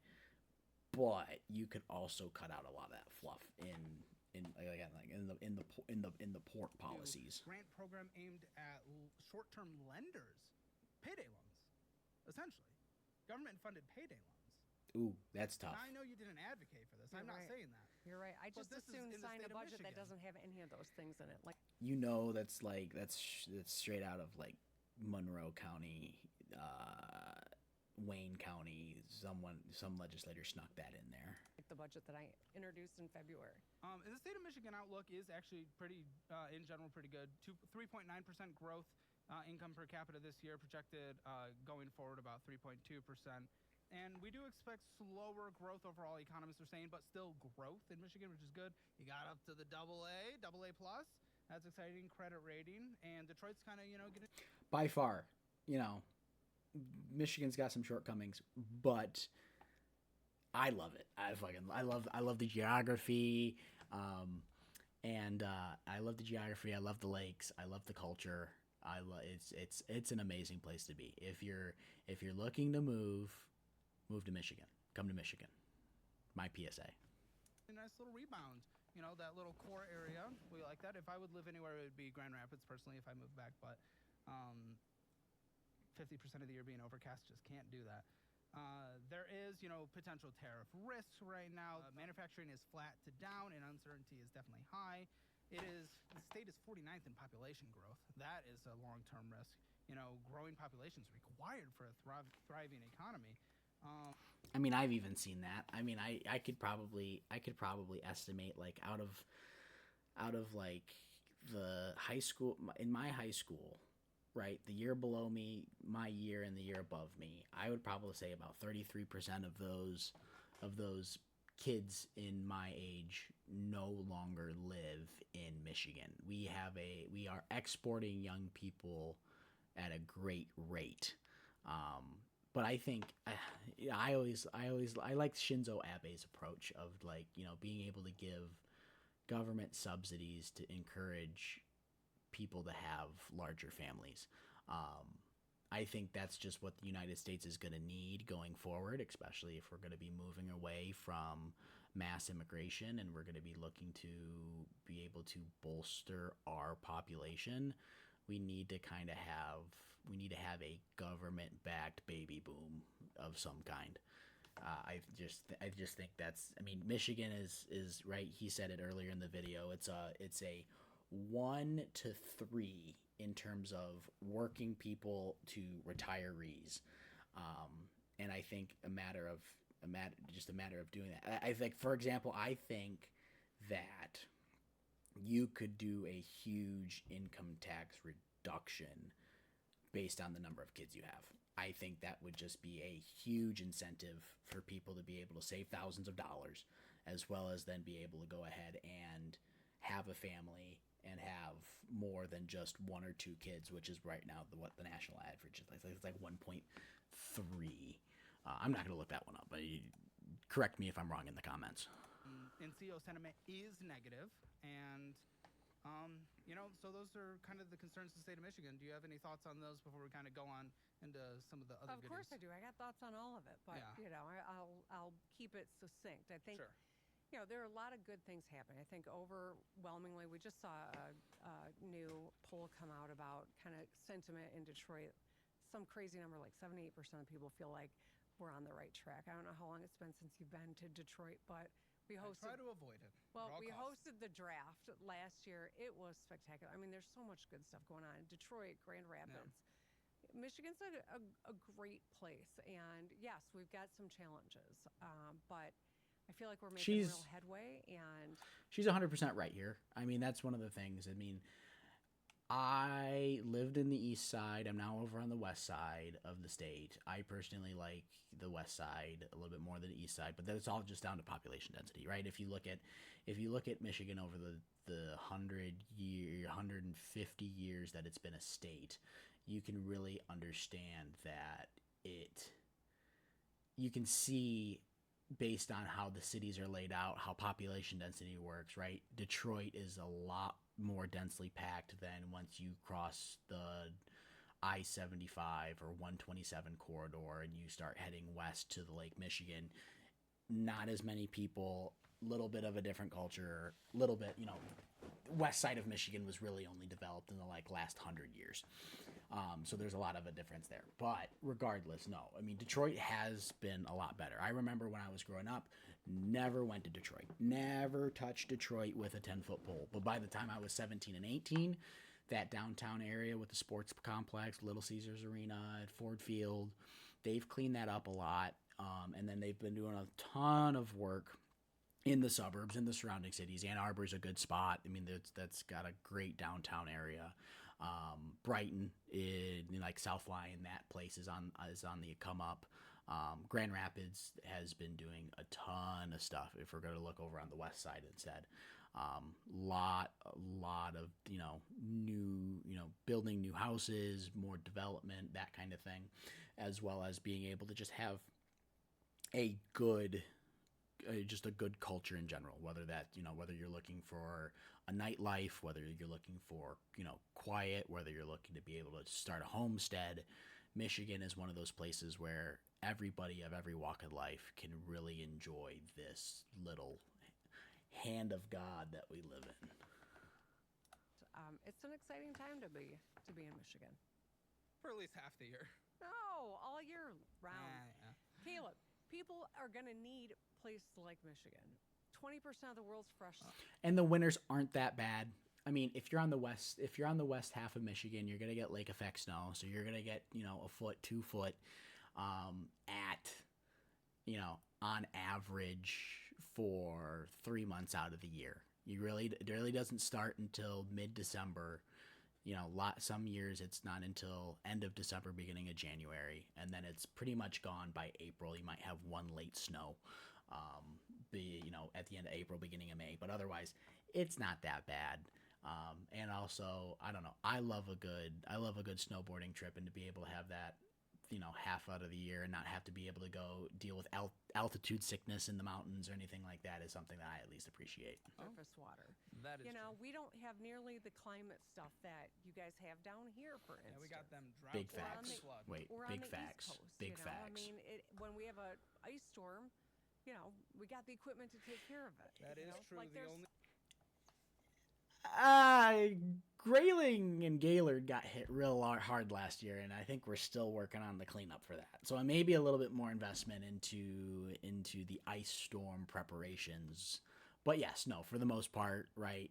You see snow hit Texas. You've got people flying all over the roads. They don't have salt. They don't have sand.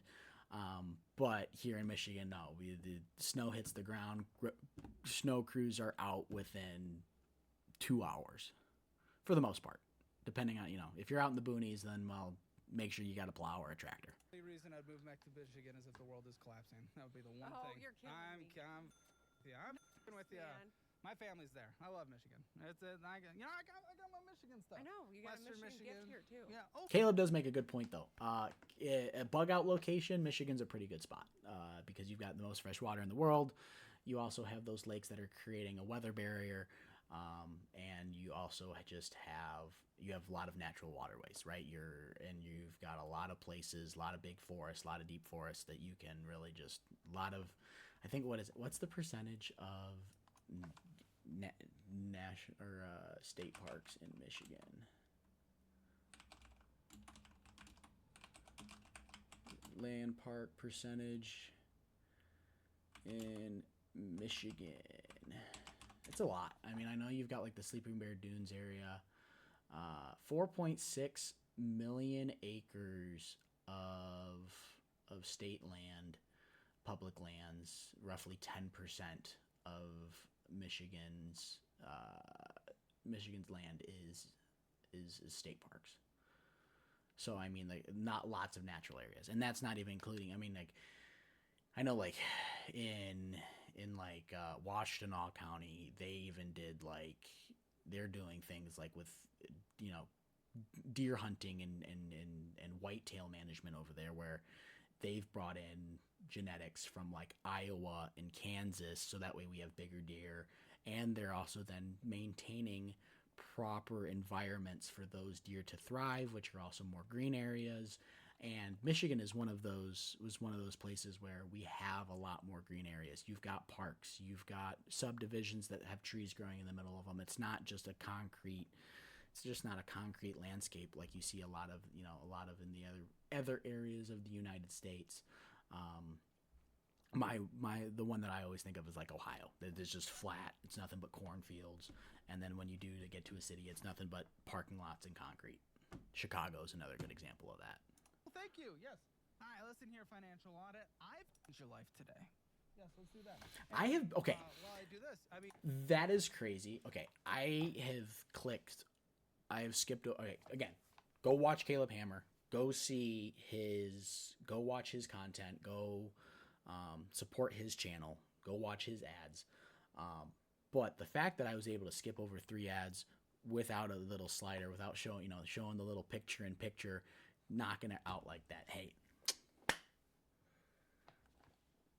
this is exciting. So the cinema. Personal finance being taught in school. Skill. Absolute skill. I'd love to learn more No. Dumb luck. about that. Yeah. But you know what? It is. There's no question in my mind that we're missing an important Head shark. a shark. Yes. For the hammer. You're the hammer. There are not sharks And in I Lake love Michigan. sharks, but I love Shark Week. You love Shark Week? Oh God, you've got to. Yes, there's a whole story there. Okay. Do you want to hear it? No. Okay. Google Gretchen Whitmer and Shark Week. It's not just Shark Week. It's Shark Week. But anyway, yes. Hammerhead shark, because I love sharks. What else? Keep That'll going. push you over the edge What do in you got? 2028. Shark Week. That's what I'm sorry. I'm just being a dick for no reason. Let's see. Some coasters. I think. I'm feeling coasters. Look at that. The state of Michigan coaster. We love it. It is the Great Lakes state. There and you it is go. the Mitten state, Wisconsin. Fuck off. Like, Right. what are they doing? Wisconsin, give me a break. Yeah. Tell them to fuck off. Fork off. Okay. Okay, Gretch. You can literally reference Shark Week where you say, "It's Shark Week, motherfucker." But 30 seconds later, you can't say fuck off to Wisconsin or Ohio or any of the other states that we've got a little bit of rivalry with. Come on, girl. You literally just, you referenced where you said the word, and then now you're not going to say it.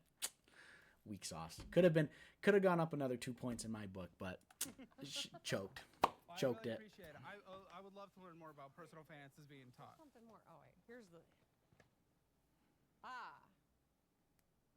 Oh, yeah, Natty. This is exciting, and I want to close the conversation on a happy note with that. But Okay, yes, we'll save it. Western All right. Michigan, the national championship in college hockey last year. Thank Hockey you. puck. I'm pretty sure right now in college hockey, the top 3 schools is Michigan, Michigan State, and Western Michigan. Don't quote me on the order, but brings in a little bit of this here. Let me show you guys.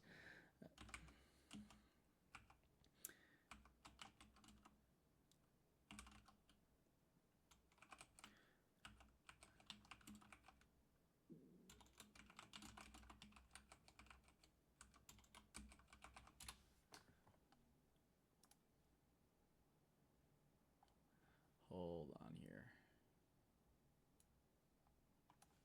Hold on. I'm pulling it up, chat. I'm pulling it up. Don't worry. Don't worry.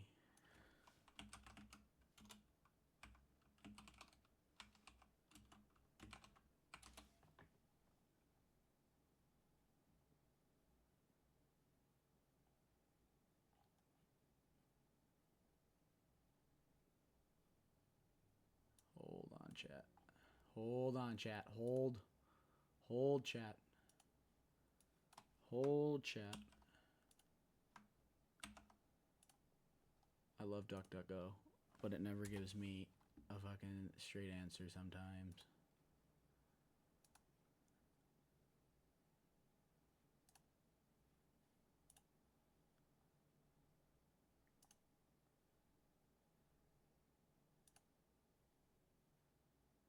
Hold on, chat.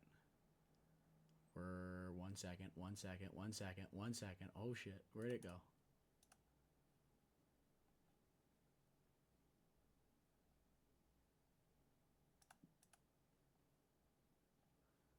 Okay, whatever.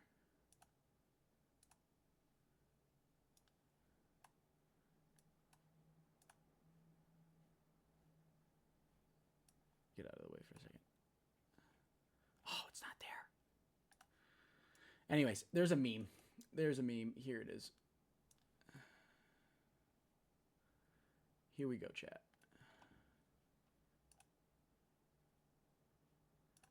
Just show me. Nope. Nope.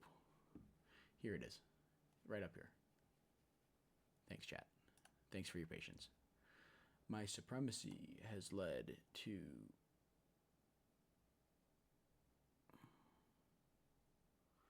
a bit of controversy. Did I just close up my... Oh, I did. God dang it. Oh, dang it. Oh, Bab Saget. I went off script. And I'm botching it. I'm botching it. Here we go. Okay, yes. They beat my alma mater, Michigan State, on the way. So Yeah, damn right. We're back. We split with Michigan this weekend. Yes. Michigan's superiority has led to a little bit of controversy. There's no question that everyone needs to know personal finance. You know, I remember talking to my daughter when she was taking algebra, and she's like, "Why do I need to know quadratics?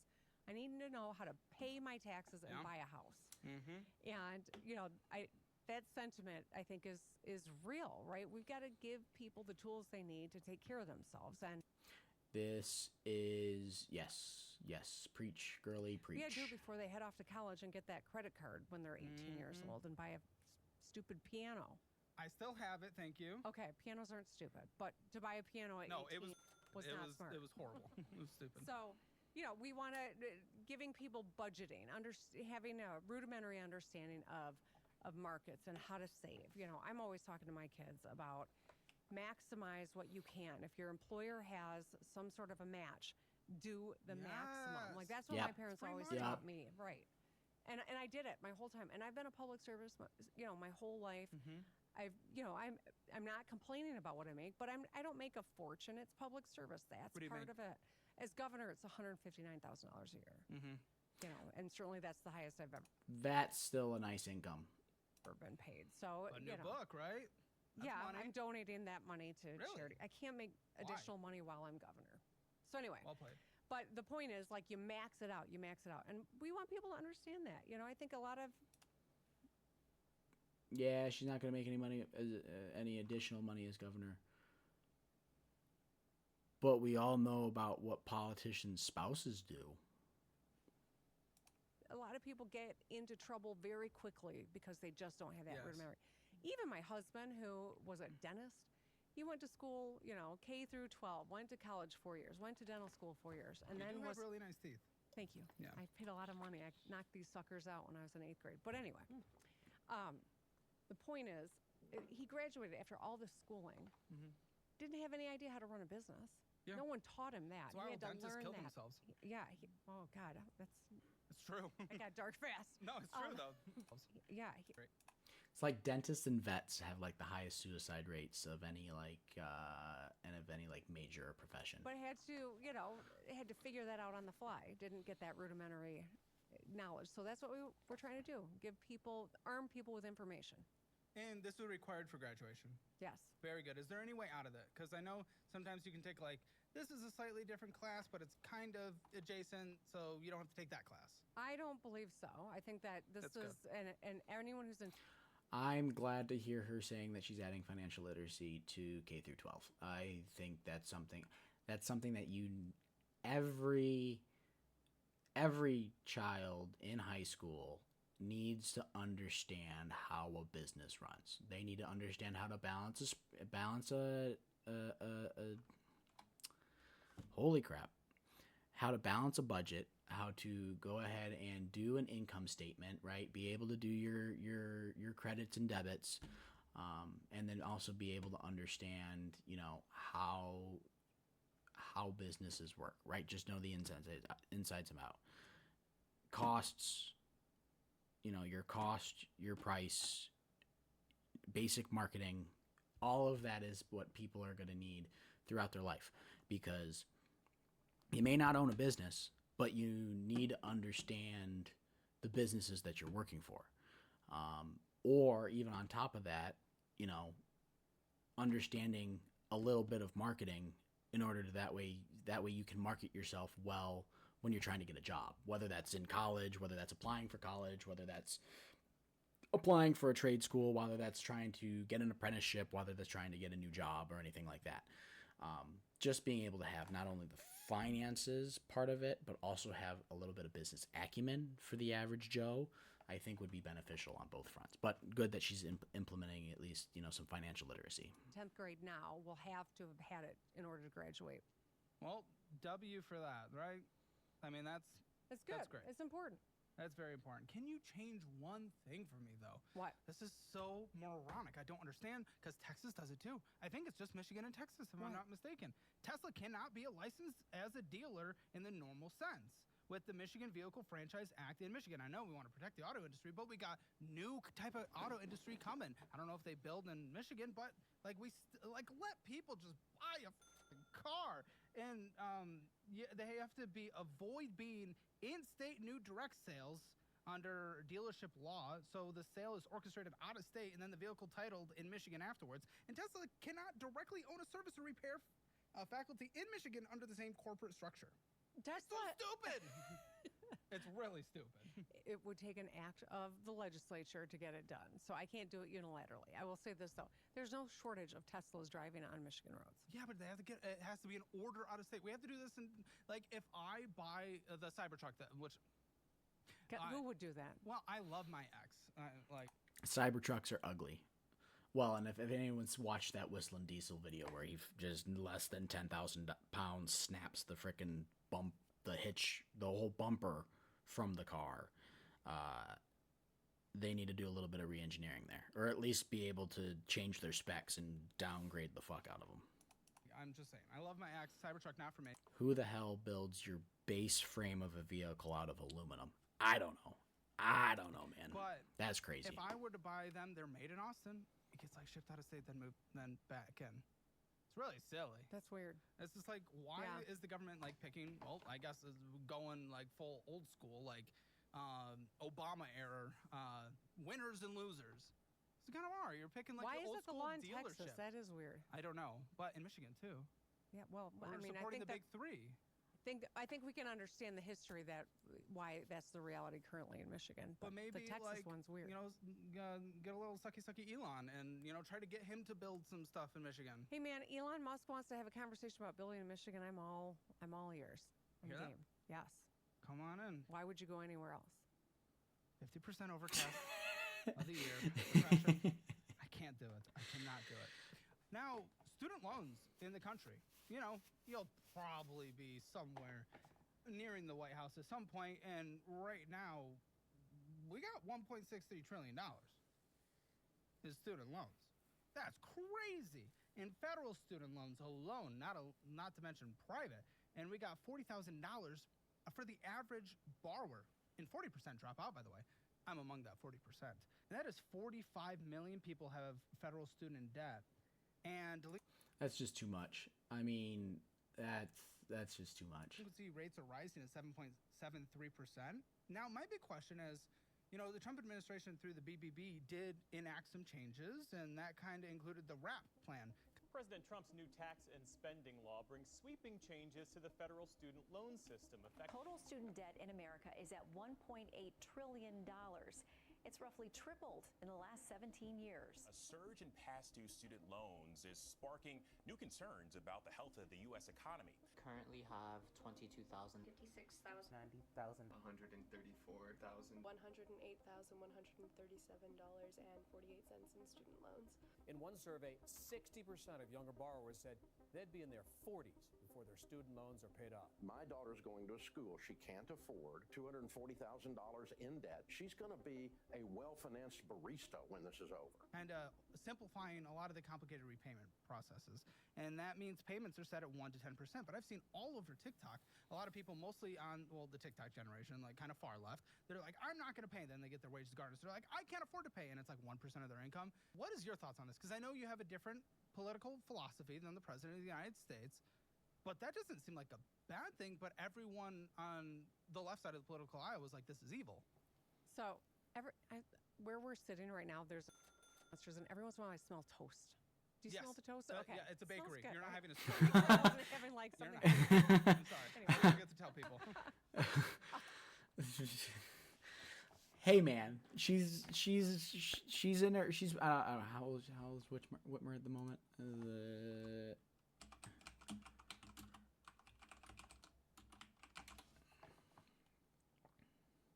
Yeah, she's 54 years old. I mean, that's prime time to get a stroke. Yeah, I'd be concerned too if I was sitting there smelling burnt toast and not sure if it's me or someone else.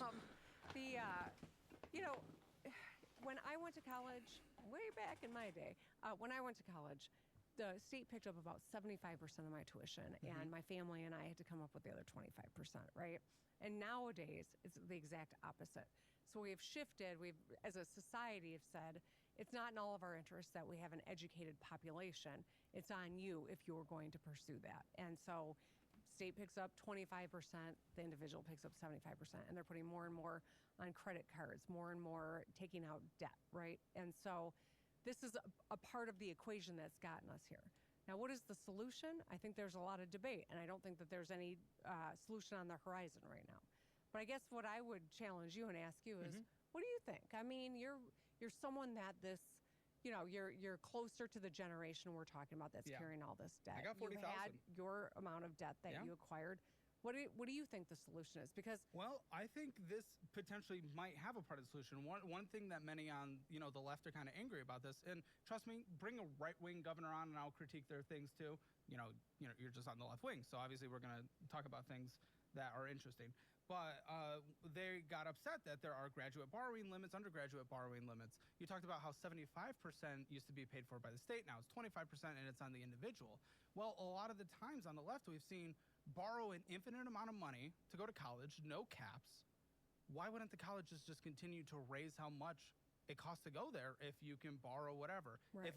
If one goes up, the other is going to go up. So setting these caps should hopefully at least discourage, like, they have to have people in, butts in classrooms, right? Yeah. They have to. And if people can't borrow a certain amount to go there, they won't be able to go. My hope is that would hopefully, restrict the endless.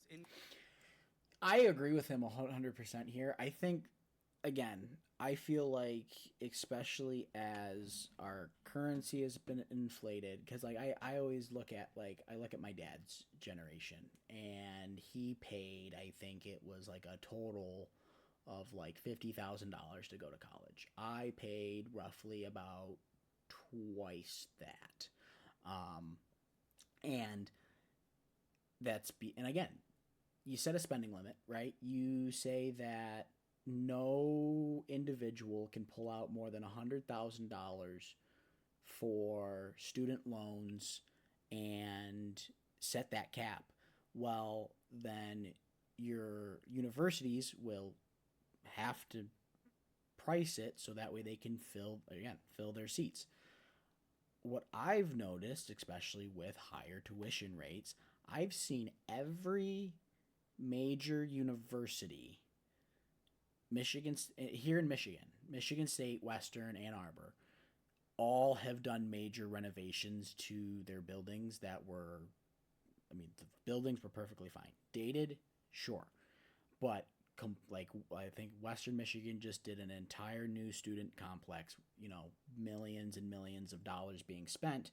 And a lot of that is due to the inflation, right? Being able to spend and get, spend more money on college, be lent more money so they can charge more. And then now they've got a super large administration and they've got a lot of bloat that I think could be reduced with a cap like what Caleb's talking about. Of administrators and everything and just bulk spending that colleges do. Now, unfortunately, foreign students, yeah, I mean, they pay cash. I think a majority of our Gen Z generation here is on that same track, right? I mean, they understand like, hey, if I'm paying $15,000 a semester, I understand that, like, for me to live on campus, and if it was, and the actual price to pay, and again, like, college professors, I mean, like,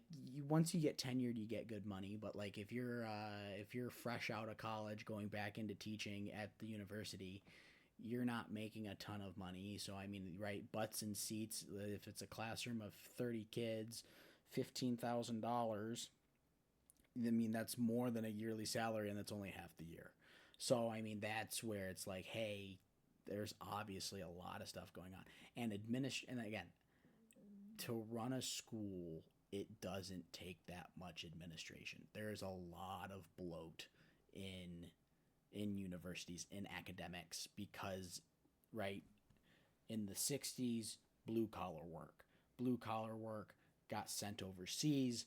Then it became white collar work, and you needed to have this piece of paper in order to get these blue collar jobs, or not blue collar jobs. I misspoke. White collar jobs.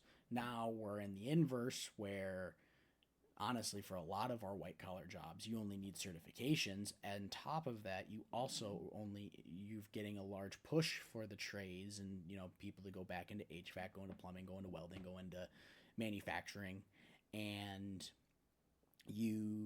now that it's in the inverse, now we have this large financial problem of, like, most of our generation, most of Gen Z's generation was sold on a false promise. Like, you go to college, you get $100,000, a year salary coming out of college. That's not the case anymore. I mean, that's and a lot of people were even misled on majors, right? If you go get a liberal arts degree, then you can be then you can be whatever you want with this magical degree. Hey, Amelia, thanks for the follow. Thanks for jumping into stream here. Appreciate you being here. We're going over Caleb Hammer's most recent episode of Financial Audit. We're reacting to Gretchen Whitmer. So, anyways, jumping back into things here. And that's an easy replacement. And another fear is people will just go borrow from the private student loans now. So, but I think what was kind of confusing to me is, like, the solution, I haven't heard a solution on the left other than just keep raising what people can borrow forever. And of course the schools are always going to just say, well, can I have more money then? Because you can borrow more. Stream's going good. Biden supported. Stream's going really good. Just doing a little bit of reaction content today. It's been doing pretty good. Had a couple people popping in and out. Not a lot of chat interaction, but I'm just getting back to it after a couple months of break. But yeah, no, it's been good. Had his writing off debt plan. How did that hit you? I wouldn't have qualified at that time. Actually, I think I may have, due to my previous year tax return, I was qualified for like a smaller forgiveness. And I'll take free money. I'll take free money, but it wasn't a solution. It was nothing long term. It helps a select group of people that have already gone to school, but it doesn't help anyone in the future because it didn't address the actual issue. Right. It was interesting to me, as I talked to people in Michigan, people who did take out debt but had paid it off, who were so, like, Yeah. Reach out to, Amelia, go ahead and reach out to send me an email, Tcully, III@gmail.com. And we can talk there. Here, let me throw that in the chat for you real quick.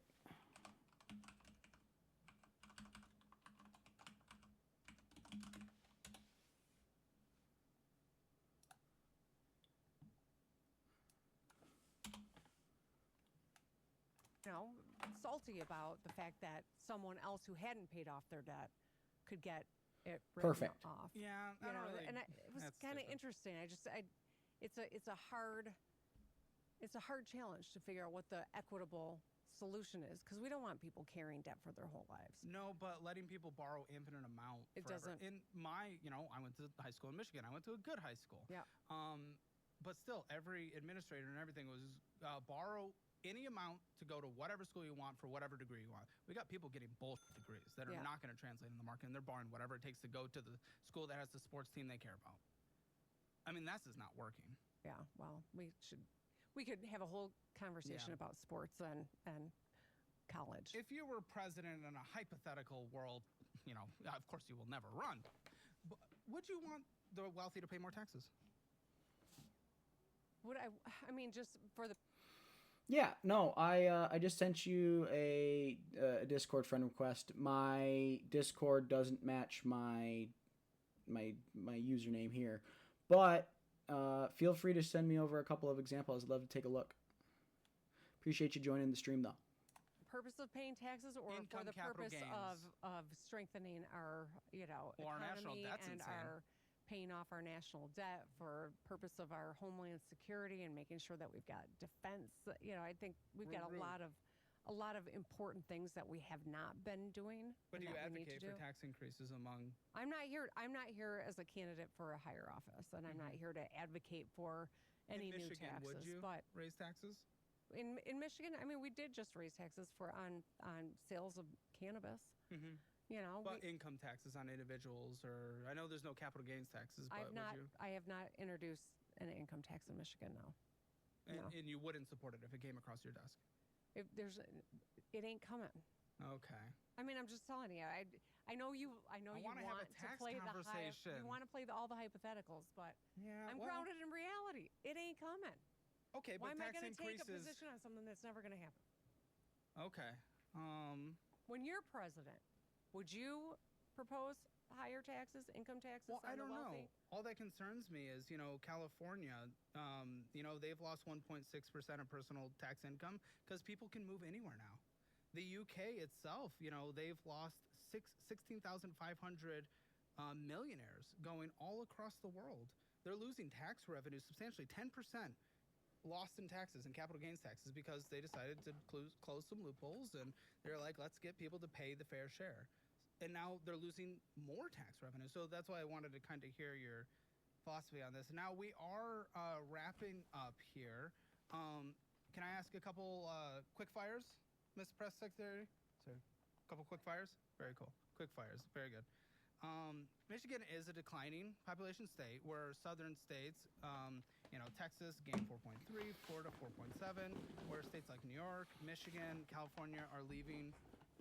Why do you think that's happening? Why is that transition happening in this country? I wouldn't say we're declining. We're not growing as fast. Yeah. I think that's an important distinction. The year of that this metric was taken, which was 2020 to 2020.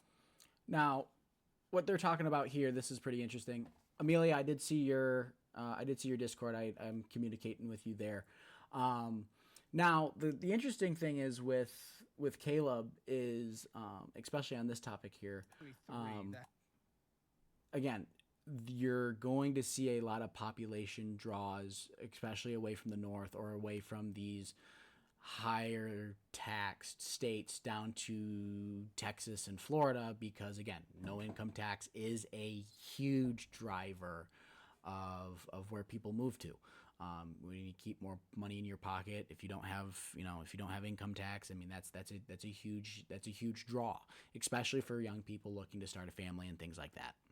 Had a 0.3% loss. In our last census, we were up a percentage point. So whatever. I mean, Sure. It's not worth quibbling. It's just the point that, we do have an older population in Michigan, and I think that's part of why our strategy around it, investing in people, places, and opportunities, that bring good paying jobs, is going to continue to be really important. But I had a chief growth officer, first state in the country to do that. We want to stay focused on how do we grow our population. It's important. And now in the state of Michigan, we are seeing Michigan Court Rule 6.106 provides that the default presumption is release on personal recognitions, which is no money bonds, or on unsecured bond rather than cash bail. We are starting to see even a shooting that happened in Austin over the weekend was someone that has already had multiple violent offenses. We know that individuals with 3 to 10 violent crime convictions represent only 0.9% of the total population, but account for almost 50% of violent crime.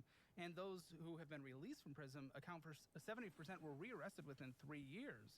Is these no cash bail systems that we're tending to see places like New York, New Jersey, Illinois, DC, and we talked about Michigan, is that actually benefiting people, or is it just, are we not keeping people safe like we want to? I think, I'm proud of a lot of the trajectories that we're on in Michigan. I think that when it comes to the no cash bail, what we see is a situation where people without resources pay a much bigger penalty than those that do. Just one more example of it is in the criminal justice realm. Our recidivism rate is really low in Michigan. That's good. I'm proud of that. But certainly, there are always going to be examples of where someone is, not a part of the general rule and is an egregious example. And I think you've just raised a couple. And then 2 final rapid fires. First one, a little more sad. Second one, very happy. Political extremism. It's scary. I think we're in for a violent couple of years. It's an ungovernable city.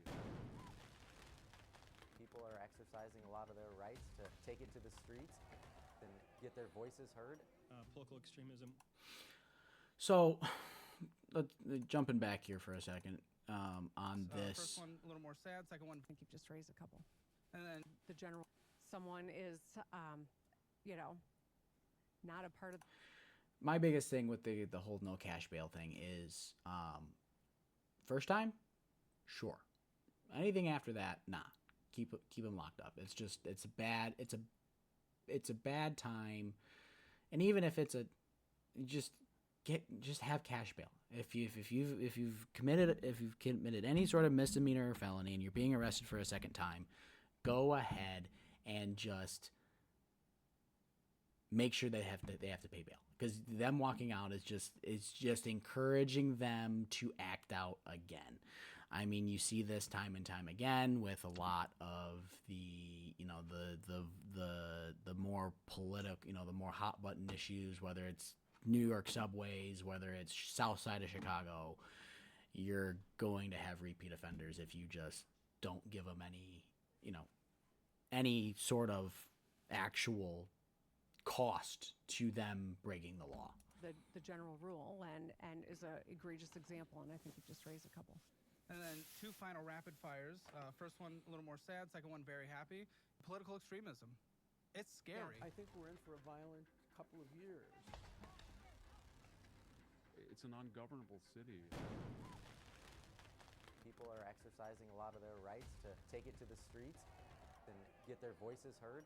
Political extremism was the #1 issue in America. An alarming rise in political violence across the U.S., targeting both Democrats and Republicans. Nearly a third of Americans now believe political violence may be necessary to get the country back on track. A man broke into the Pennsylvania governor's mansion in April and set the dining room alight in an attempt to kill Governor Josh Shapiro and Now, his family. President Donald Trump is announcing on Truth Social, Charlie Kirk is dead. The horror. I'm glad Caleb brought this up, because I also agree with it. It's like cooler heads really need to prevail, especially with Hassan Piker, calling out for the death of politicians, and people on Twitter celebrating deaths of specific individuals.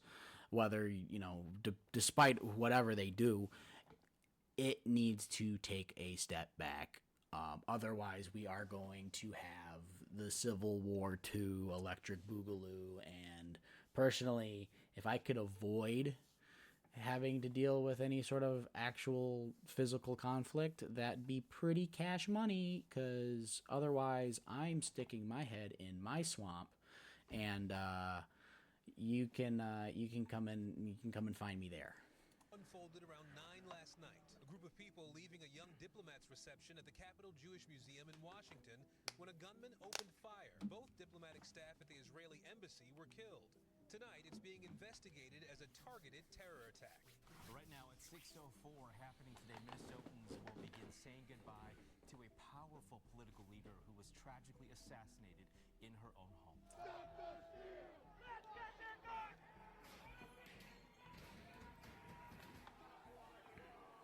know people on Martha's Vineyard.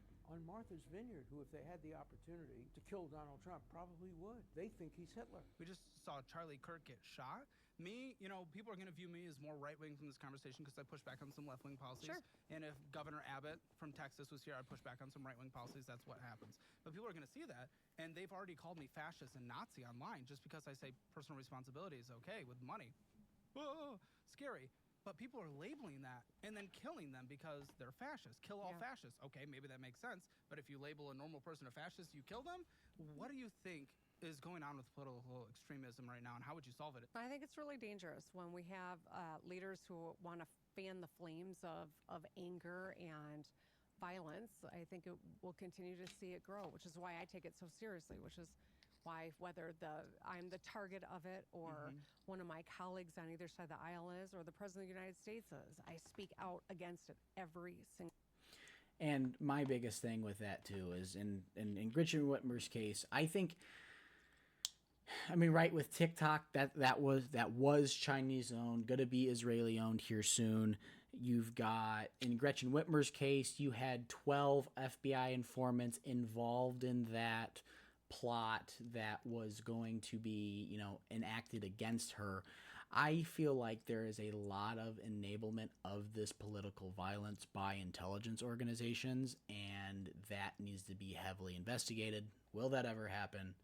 Probably not.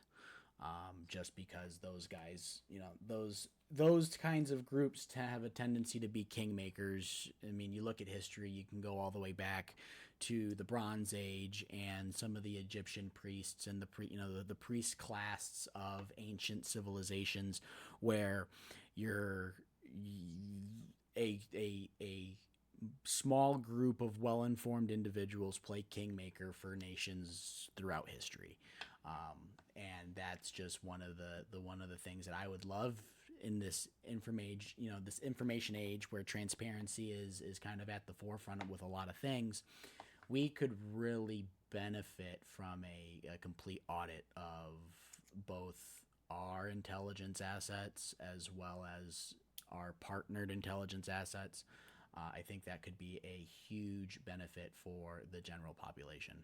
Time. Good. I don't make excuse for it. I do not accept it, no matter where it's coming from. It's not okay, and I think it's be refreshing if everyone with a platform did that. And then final, the poll came out today, NCAA hockey, the top 3 teams, Michigan State, Michigan, Western Michigan. We are the hockey state. That's right. Yeah. We own this place. National champions last year, Western Michigan. I don't know. You're probably rooting for Michigan State. Well, I just want to share a little bit of hockey love here. I love it. Let's go, man. Yeah. Awesome. All right, future President of the United States, Governor Whitmer here. Thanks for joining us for this financial audit. I'd say, Hammer financial score for the state of Michigan honestly looks halfway decent. Couple pension concerns, couple of that overall net worth concern, but looking at about a 6 or a 7 out of 10. So CalebHammer.com for that. Thank you, Governor. Thank you. And don't forget to join us for the financial audit post show where we do an extra. But so that was us sitting here and going over financial audit. I thought it was a really cool episode. I wanted to be able to kind of show this on stream, kind of give my thoughts as we went through the video. This is going to get uploaded to YouTube. Feel free to check out the channel. Feel free to drop a like on this video. Make sure to go check out Caleb Hammer's financial audit. Go rewatch this episode or go watch his previous episodes. He's got tons of content up there for you to check out. Amelia, thank you for reaching out. I will be continuing to talk to you on Discord. But in terms of my YouTube guys, appreciate you guys tuning in. I will be back with more uploads pretty soon. We're probably going to be streaming here for another hour or so. And you can expect to see me here on Mondays and Thursdays. So that's going to be the new time. We're going to probably go from like 4:30 or, 4:30 and go for a couple hours each time. But be sure to follow me on Twitter. That's x.com/Tcully III up there in the top left of the screen there. Feel free to check me out both on X and YouTube. Comment, like, subscribe. Appreciate you guys. And we will see you in the next video. Peace.